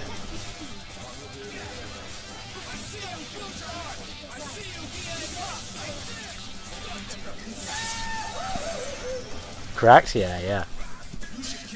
So seeing, as you say, that tonal shift, Barugi, it's like earth-shattering for the people who actually played those games at the time.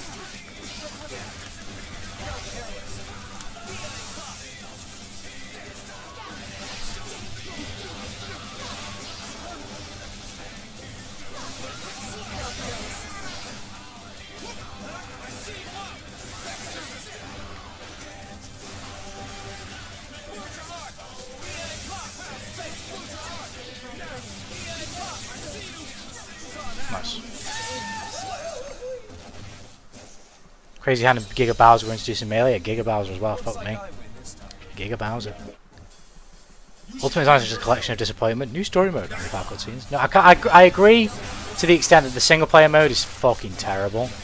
But for me personally, I don't really care about fan game single player modes for many of the reasons I've kind of elucidated here. So I only care if the fighting game's good, and I'm okay with Ultimate. It's not my favourite fighting game. I do really like it though.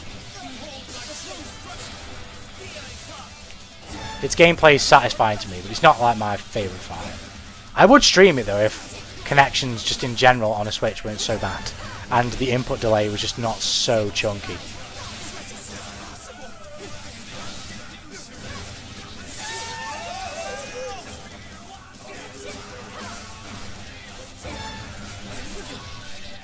But Smash Melee for my GameCube recently. That's some OG shit right there. You should kill yourself. I've probably got a physical copy of Melee somewhere. I don't know where. Oh.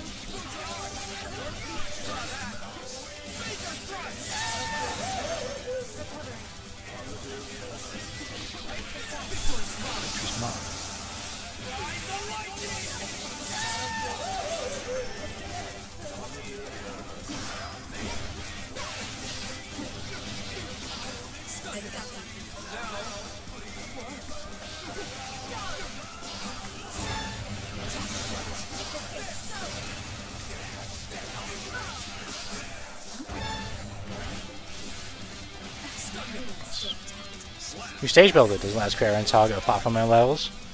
You do Project M Subspace Cemetery. I don't think it's necessarily the worst idea. But in general, I don't really stream too many single player games. I have done before. I mean, we are still like in a never-ending wait for me to play Kingdom Hearts again. And I do want to stream more single player games. I just don't stream. I've been streaming a lot, really often recently. But I write, and that takes up the majority of my time. So, and I'm already late on my most recent chapter. So, I don't stream as often.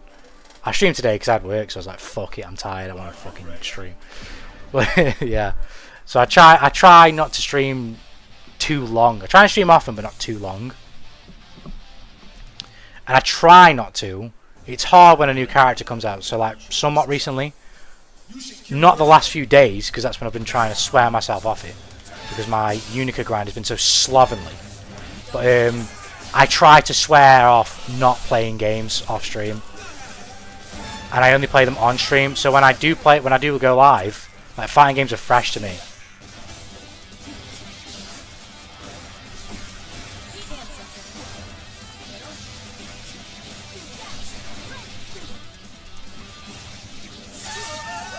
Disagree. I love the presentation of the story. Is this for Brawl? Because this is kind of my point, right? I totally agree.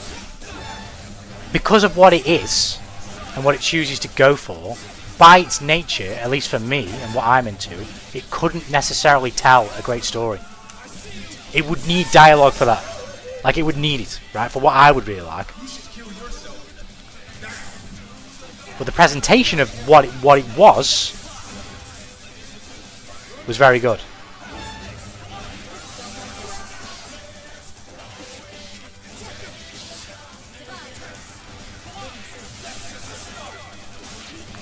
Shit.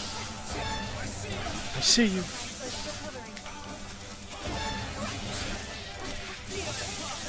Something we can do. Give it up. I have my 20+-year-old melee copy still. God damn. The OGs. Looks like I win this time. I get you. I mostly just do collabs myself. Too much in my days to be able to solo stream much anymore. Do you stream yourself then? Yeah. What do you play? Do you play fighting games yourself, or just about anything? What do you prefer to play? Is probably a better question, right? What's your like go-to? Ooh, give me the DP.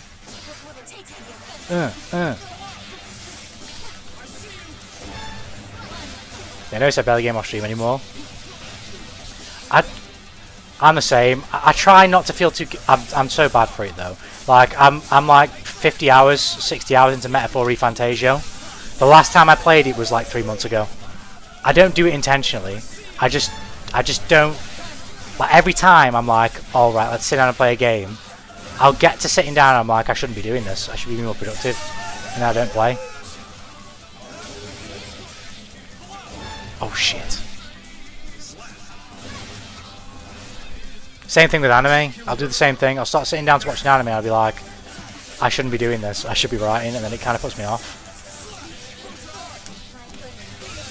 Anything I kind of do consistently, well, is write and read, really.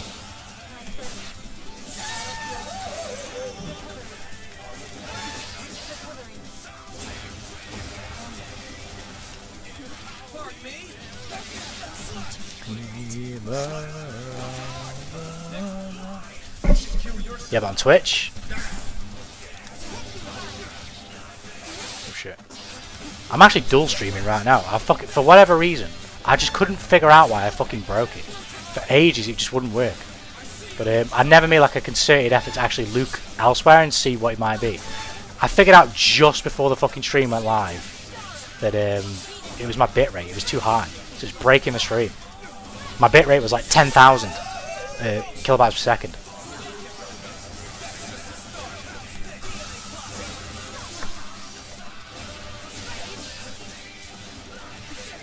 I didn't know that Twitch just didn't work with that. Oh god. To be honest, I do anything, but I do Guilty Strive, Uni 2. I just need to turn the right on my laptop because it's losing charge. Whenever my friends want me to play with them, I feel you. I read manga when I'm tired, but otherwise I'm busy doing chores, sewing, studying. I feel you. You're a student as well. It's a lot on the plate. We got some students in here every now and then who swing by. Education life, I imagine, is stressful.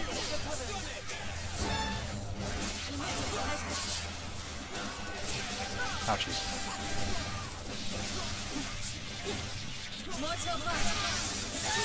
Yeah, Twitch match is 6k. See, I didn't know that until did a good old Google search. Yeah. Refined your Twitch. I see you. I see you. Thanks for swinging by on the Twitch side as well. Yeah, I didn't do it for the longest time because I just didn't know how.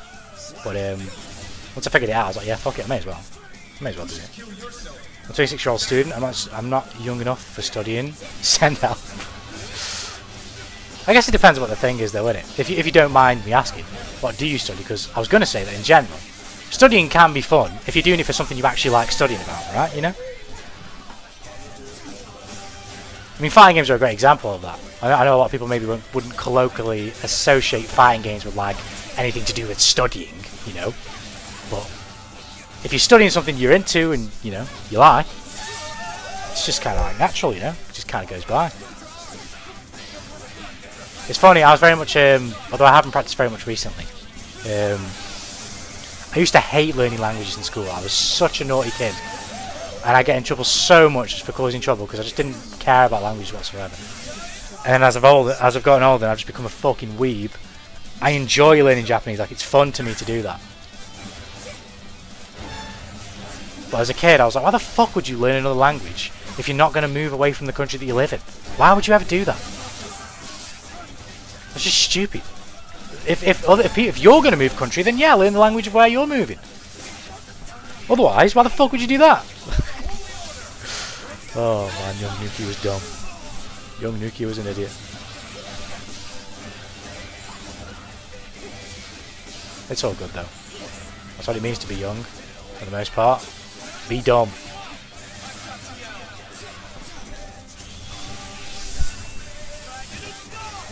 Dragging these nuts.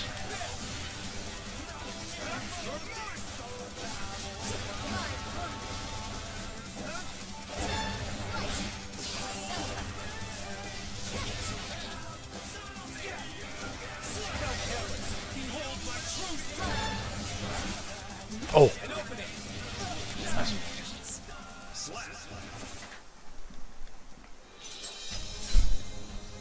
Challenge me again whenever you like.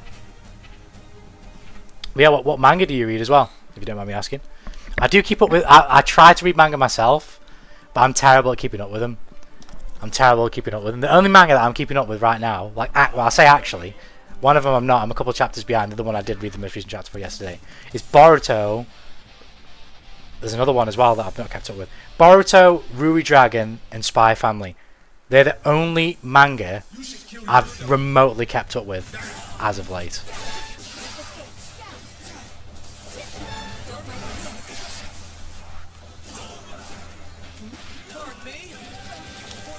I do read, but mainly books. I do try and read manga as well. But as someone who writes, it's kind of like, as much as it is for leisure as well, obviously, because it's, at the end of the day, it's fun for me to write. It's also like, it's kind of, it's study in a way. Seeing just great authors do their thing. And just learning, you know. And reading works that are famous, but I think maybe I want to see what my opinion of them are. Dear God. Programming, PC hardware, electricity, sewing and cooking. Well, they're doing everything. Well, that's what we like. That's what you got to be like. You know, you got to have your hands in all the irons. You know. Just try shit, learn shit, enjoy doing shit. You know. That's awesome. Same. I hated learning Dutch in school, and now I learn Swedish and Italian. It's the youth, man. It's the youth. It's just you're short-sighted in those ways. You think you know everything that you're gonna want to achieve in life, and everywhere you're gonna want to go. And even if you aren't, as young Nuki would have said. Maybe if I'm not going to, even if I don't move out the country, learning things in general can just be fun, man. It depends on what it is, obviously. If it's learning something that you want to learn, you know, maybe some people language just never becomes that thing. But I mean, writing was very much the same thing in general for me. Like, I went through my cool kid phase where I thought anime and all that type of stuff was just weird It was just for kids. And if you'd have told young Nuki that I'd be writing or something like that, he'd probably said something stupid. Like, oh, that's lame, bro. That's weird, man. Being dumb is a privilege often not enjoyed enough. Hey, when you're young, you know, it's just part and parcel of it. So fucking soak it in, you know what I mean? Because there's gonna come a time where you're not gonna be able to help knowing the things that you know. You know what I mean? You're not gonna be able to help it. The things that you'll know will dampen life somewhat. Not to say that it's gonna fucking ruin life, you know. But the responsibilities of an adult and the things of which you will learn, some of them kind of suck. You know what I mean? So enjoy it when you're young. And you don't have to think about any of that shit.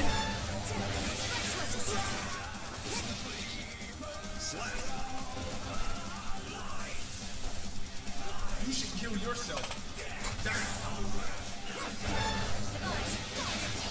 Oh God.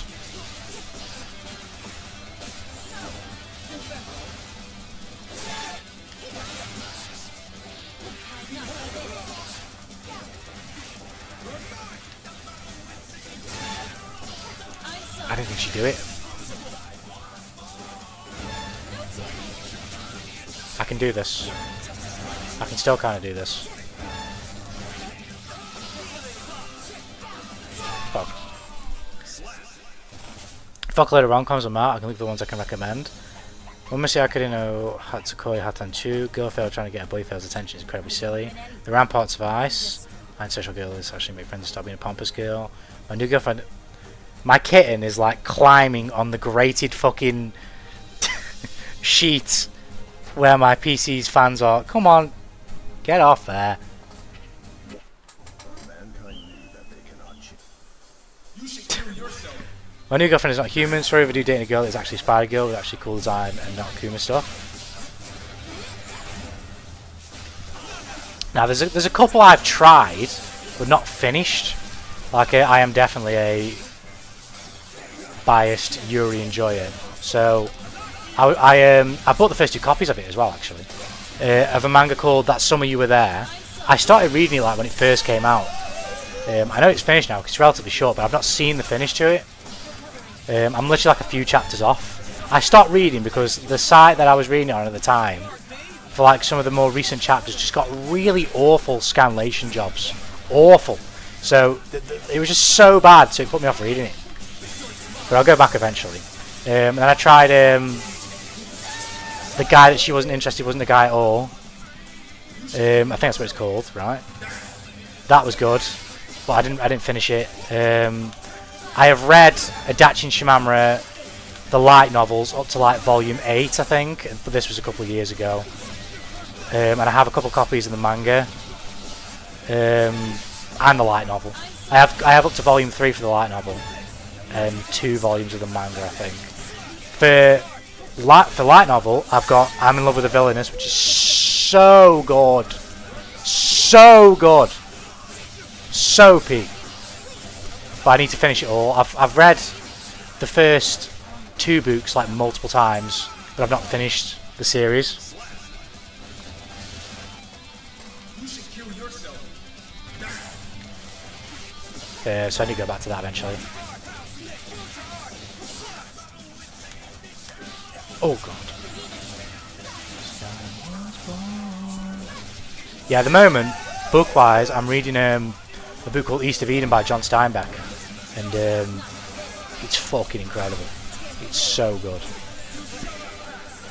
But once I finish that, I'm going to move on to something else. I don't know what it'll be exactly. Oh, I've bought the author to I'm in Love with the Villainess. I bought a new book as well, the first volume of it anyway, Homunculus Tears. I'm excited to read that. Because Inori is just amazing.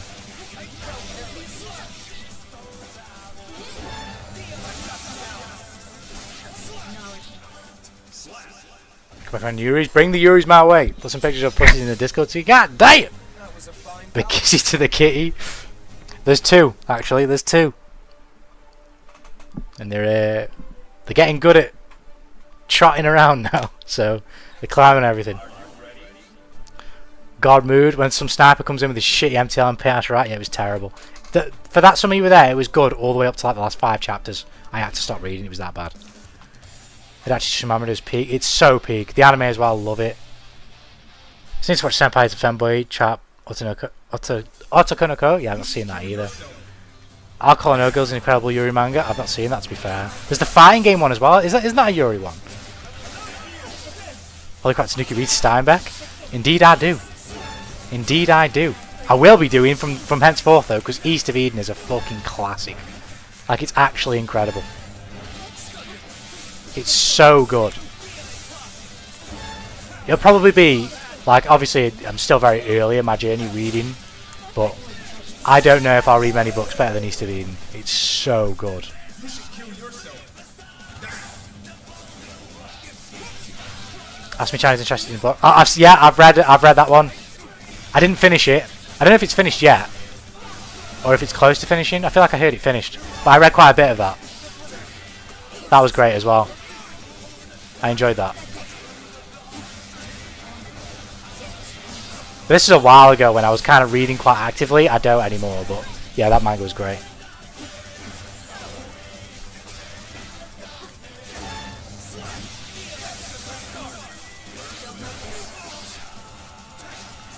I recommend JD Challenger if you ever get a chance. I've heard that name. I'm just trying a lot of authors that are like vaunted to see what I think about them. Because obviously, it's, as I said before, it's for leisure, but it's also for study at the end of the day. And Steinbeck is like great study. His prose is incredible. Outside of his storytelling, his prose is just jaw-dropping at times. But he writes in a way that I just wouldn't write. Like, he kind of perspective shifts like a bit too often. He does a lot of, because they say in stories in general, you should show, not tell. Anyone who doesn't understand stories will just tell you that that's what you need to do. It's not exactly like that. You need to try and find... You should show, basically, when it's better than telling. But sometimes you need to tell, right?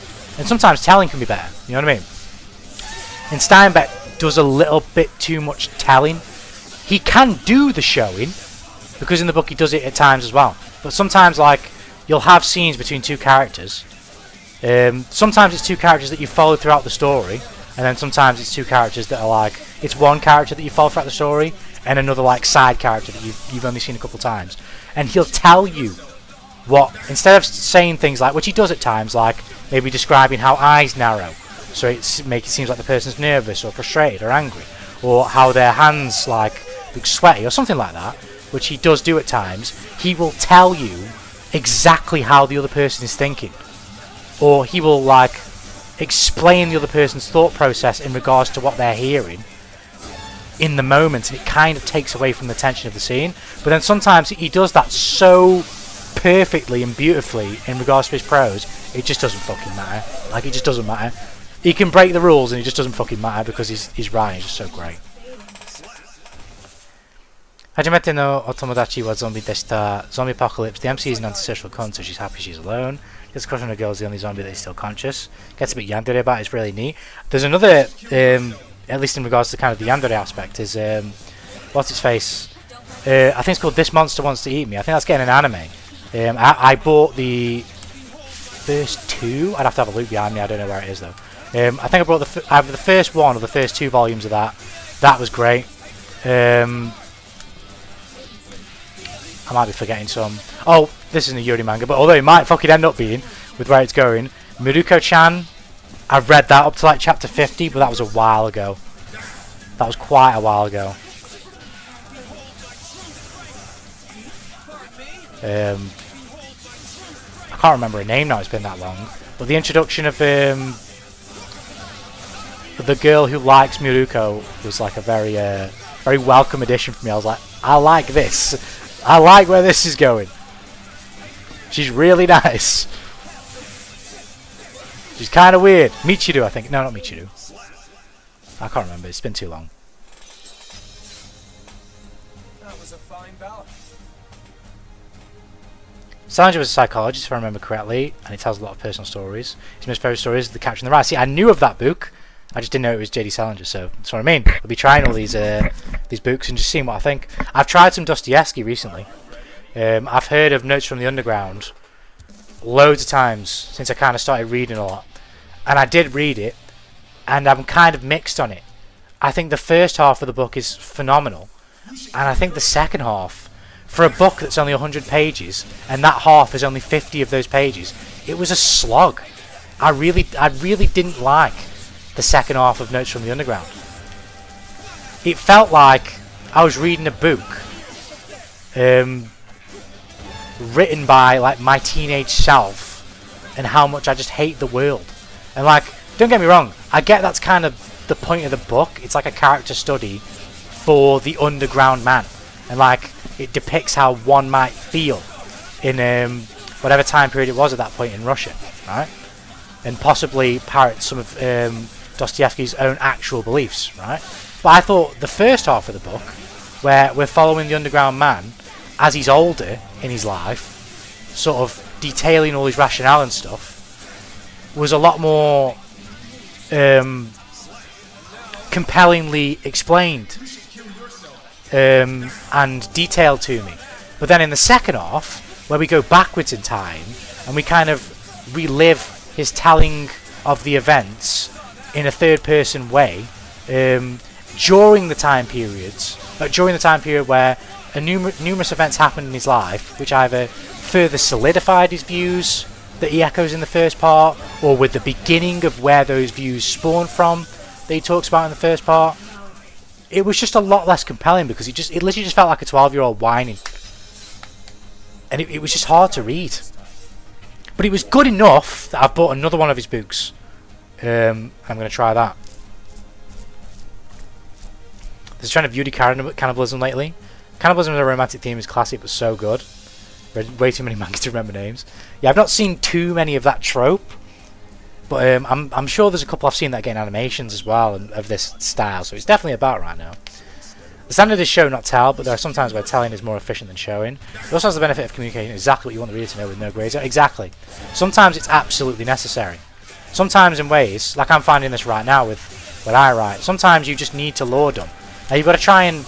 The way I think lore dumping has to be done pretty much every single time is it has to sort of be consequential to the immediacy of the scene. So like, if you're going to lore dump about your power system or whatever, right, it's got to be immediately apparent to the character in question right now that you're following. The information that you're divulging has got to be something that they are learning in that second there, in some capacity. It doesn't have to be one-to-one, so like the character could be learning their impression of it and what they think it is, but if you're going to do it that way, it's got to be near the truth. So the character's got to be near the truth, and then you as the narrator fill in the blanks. So you can forebode disaster because of a misunderstanding. So you can divulge to the reader what the truth of the thing is, so they can understand why the disaster is imminent, but also feel the sort of sense of trepidation for the main character or the character in question. Hopefully, if they like him enough to feel that trepidation, because they can see the disaster coming, whilst they know the character can't, because they think they have the right impression of whatever it is in question, right?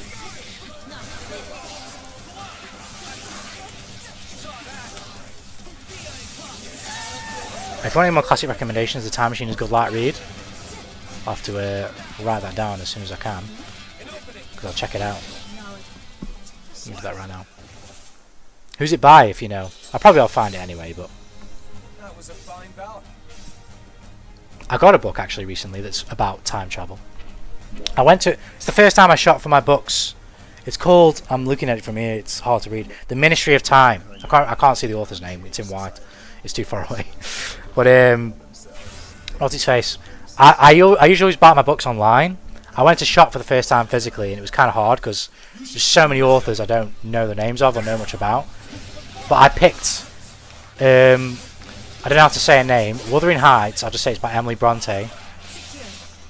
Jane Eyre, I can't remember who, I think it might be Charlotte Bronte is the author of that, I can't remember. Jane Austen, which is a different book. I can't remember who the author is for that. I can't remember the Dostoevsky book I got. And then The Poppy War by, I think his name was R.F. Kang. And then that Time Machine book that I can't remember the author's name of, and I can't read it from here.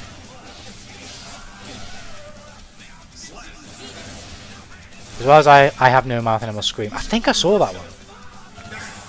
I may have saw that one in the shop. I might be wrong though. But I've also got more Steinbeck to read. I've got Of Mice and Men, which I did read in school, but I want to read it again. See how I feel about it as I'm older.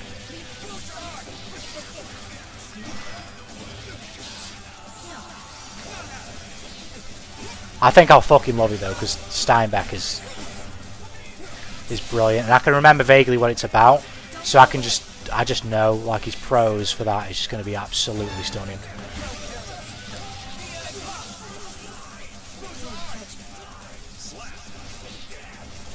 I didn't read a lot of classical non-manga books, but one I enjoyed was Moby Dick. I saw that one in the shop for sure, yeah. That's one I'll try eventually. Ishmael is generally the greatest character ever written. I'm eager to try that as well at some point.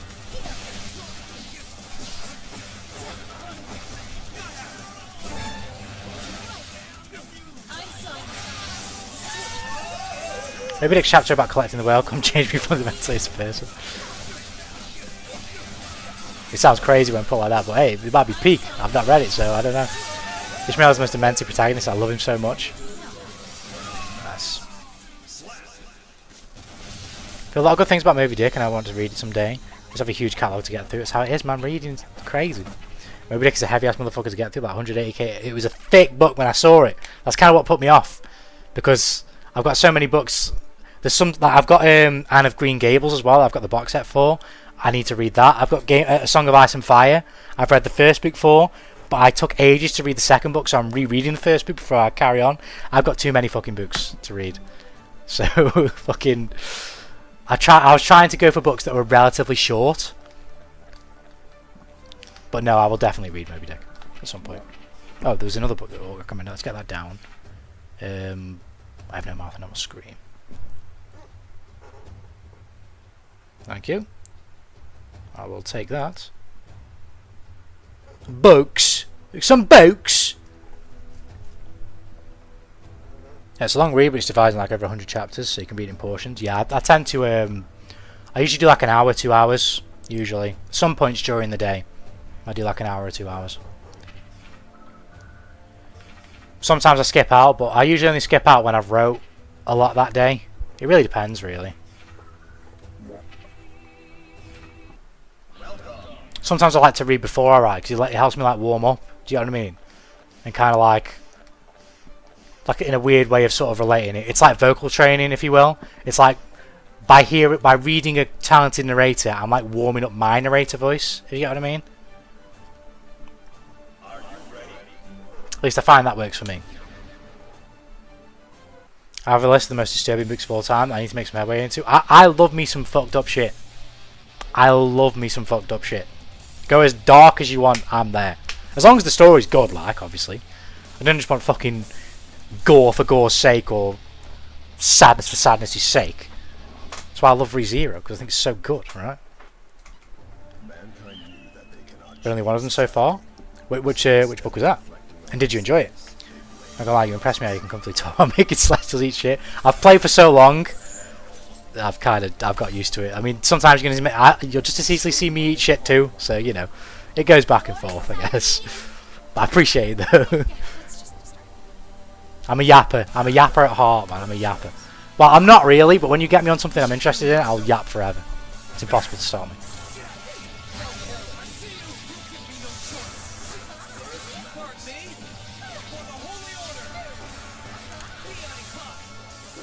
Oh shit.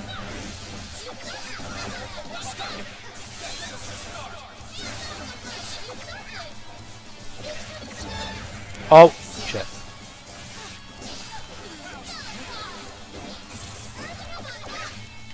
Nope.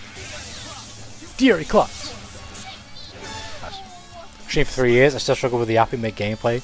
I can struggle at times as well, it just depends. You probably found me on a good one right now, you know. You probably find me on another one where I'm fucking awful and I'm just fucking slurring my words every 2 seconds and sound like I'm drunk. Oh shit. Oh. Think. Bonk. Blindness by Jose Saramanga. It's about people being suddenly affected by a virus that makes everyone blind. I'll write that one down as well, because I kind of like the idea of that.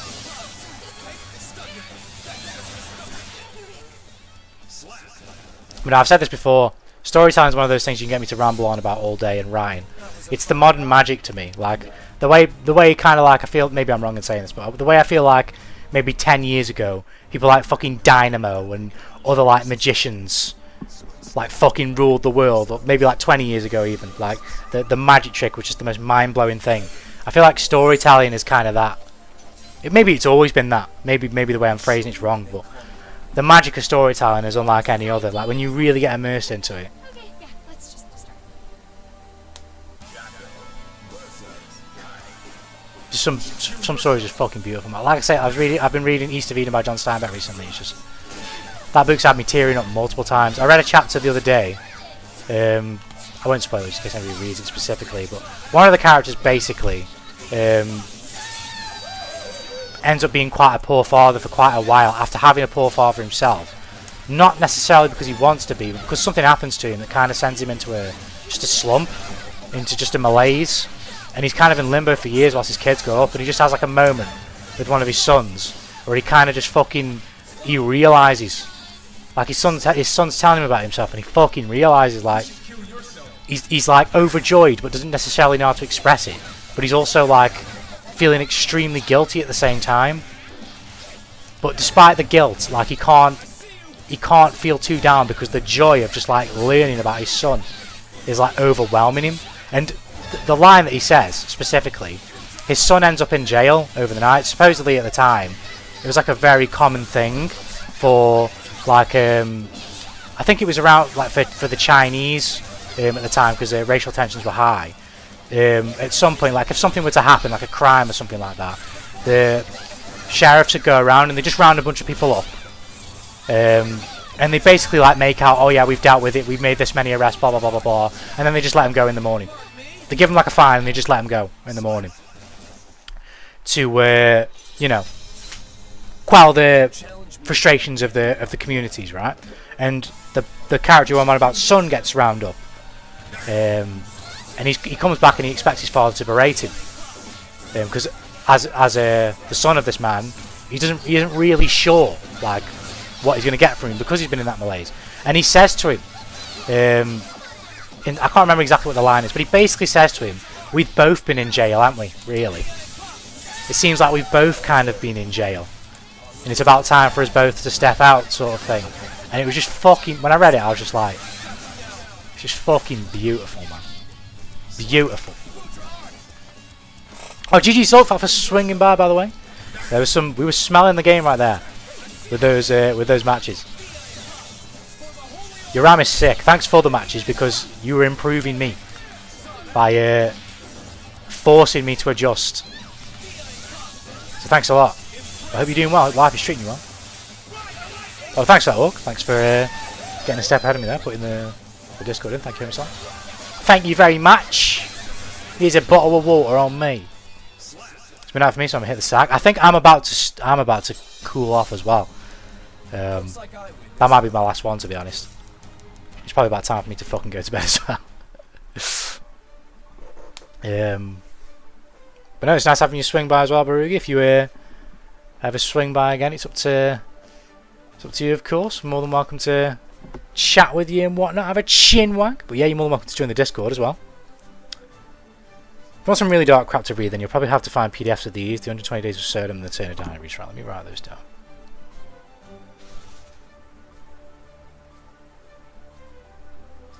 The Turner Diaries. There we go.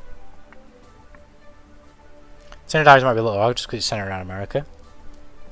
It's learning, it's history learning in some capacity as well. Like, although vaguely, I've learned a little bit about history through reading Steinbeck as well. Because I mean, he lived in the Salinas Valley, which is, I'm pretty sure, which is where fucking East of Eden is set. It's like a fictional Salinas Valley. Do you know what I mean? Based on the real world, but with obviously fictional characters and shit. Because of that, he's using like a lot of real life anecdotes where that he's just kind of changing for the story and stuff. I couldn't keep up, man. That was tough. You was kicking my ass too, though. You was beating the shit out of me too. You was causing me a lot of problems as well. We were playing some great games right there. But yeah, my Kai is getting a bit more refined. He's getting a bit more clean now. He needs a bit more work. Still not there yet, but he needs a bit more refining. I believe the Ten of Diaries is an actual banned book in America because it's content. Don't know about the UK though. They banning books? What are we banning books for? Banning books? 10:31, but fun. Yeah, we play some really good matches. Really good matches. That's the main thing, innit? Just having a good time, you know?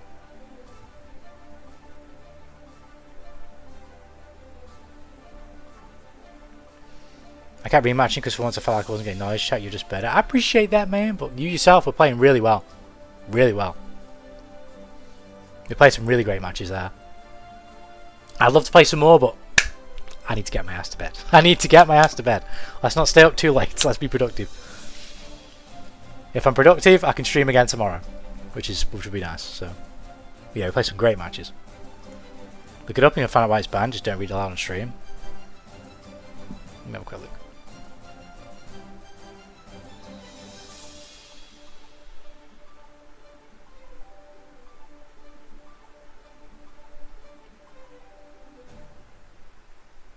Is it fiction or non-fiction? Novel.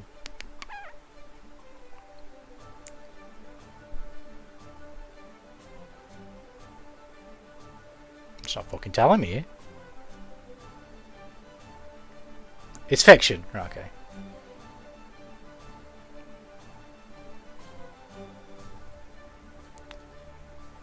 This is just on its Wikipedia page right now. The Ten of Diaries was described as being explicitly racist and anti-Semitic by the New York Times. I mean, I don't know. I've not read it. I'd hope that it's someone that someone who wrote that was rather soft and allowed the boundaries of fiction to overstep into non-fiction. I would hope that I'm not going to read a book that's just like a really weak cover for the sort of fetishization, if you will, as people put it, for those type of viewpoints. You know what I mean? Because I'm all for any type of bigotry, hatred that's compelled in story form in a compelling way that makes sense, right? If you just got a hate boner for fucking something and you want to put it in a book, then, you know, it's not going to be a fun story. But if you've got like a way of depicting multiple perspectives around those what's the word? Maybe concepts, not the word. Just those feelings, those sentiments, those perspectives, that it can be very compelling to see those characters interact with each other and how their relationships change or don't change, and what happens as a result of them from characters in the story holding those perspectives. Because that, before I leave, if there's fucking anything that I will say that just makes a story, it's conflict, confrontation, resolution. You need to have foils. There needs to be contrasts in storytelling. You can have periods of time or pairs of characters or story arcs that don't necessarily have conflict, but there must always come conflict somewhere, and then consequence must come from that conflict, and then resolution needs to happen eventually, good, bad, or whatever. They always need to happen, in my opinion, for a good story. They are absolute necessities. But anyways, I'm going to stop, because otherwise I will just ramble forever and a day. But you homies, look after yourself. I'll maybe see you tomorrow, we'll see. I'm not sure. Oh. But yeah, maybe I'll see you guys tomorrow. We'll see. Until then, look after yourselves, and I'll see you guys in the next one.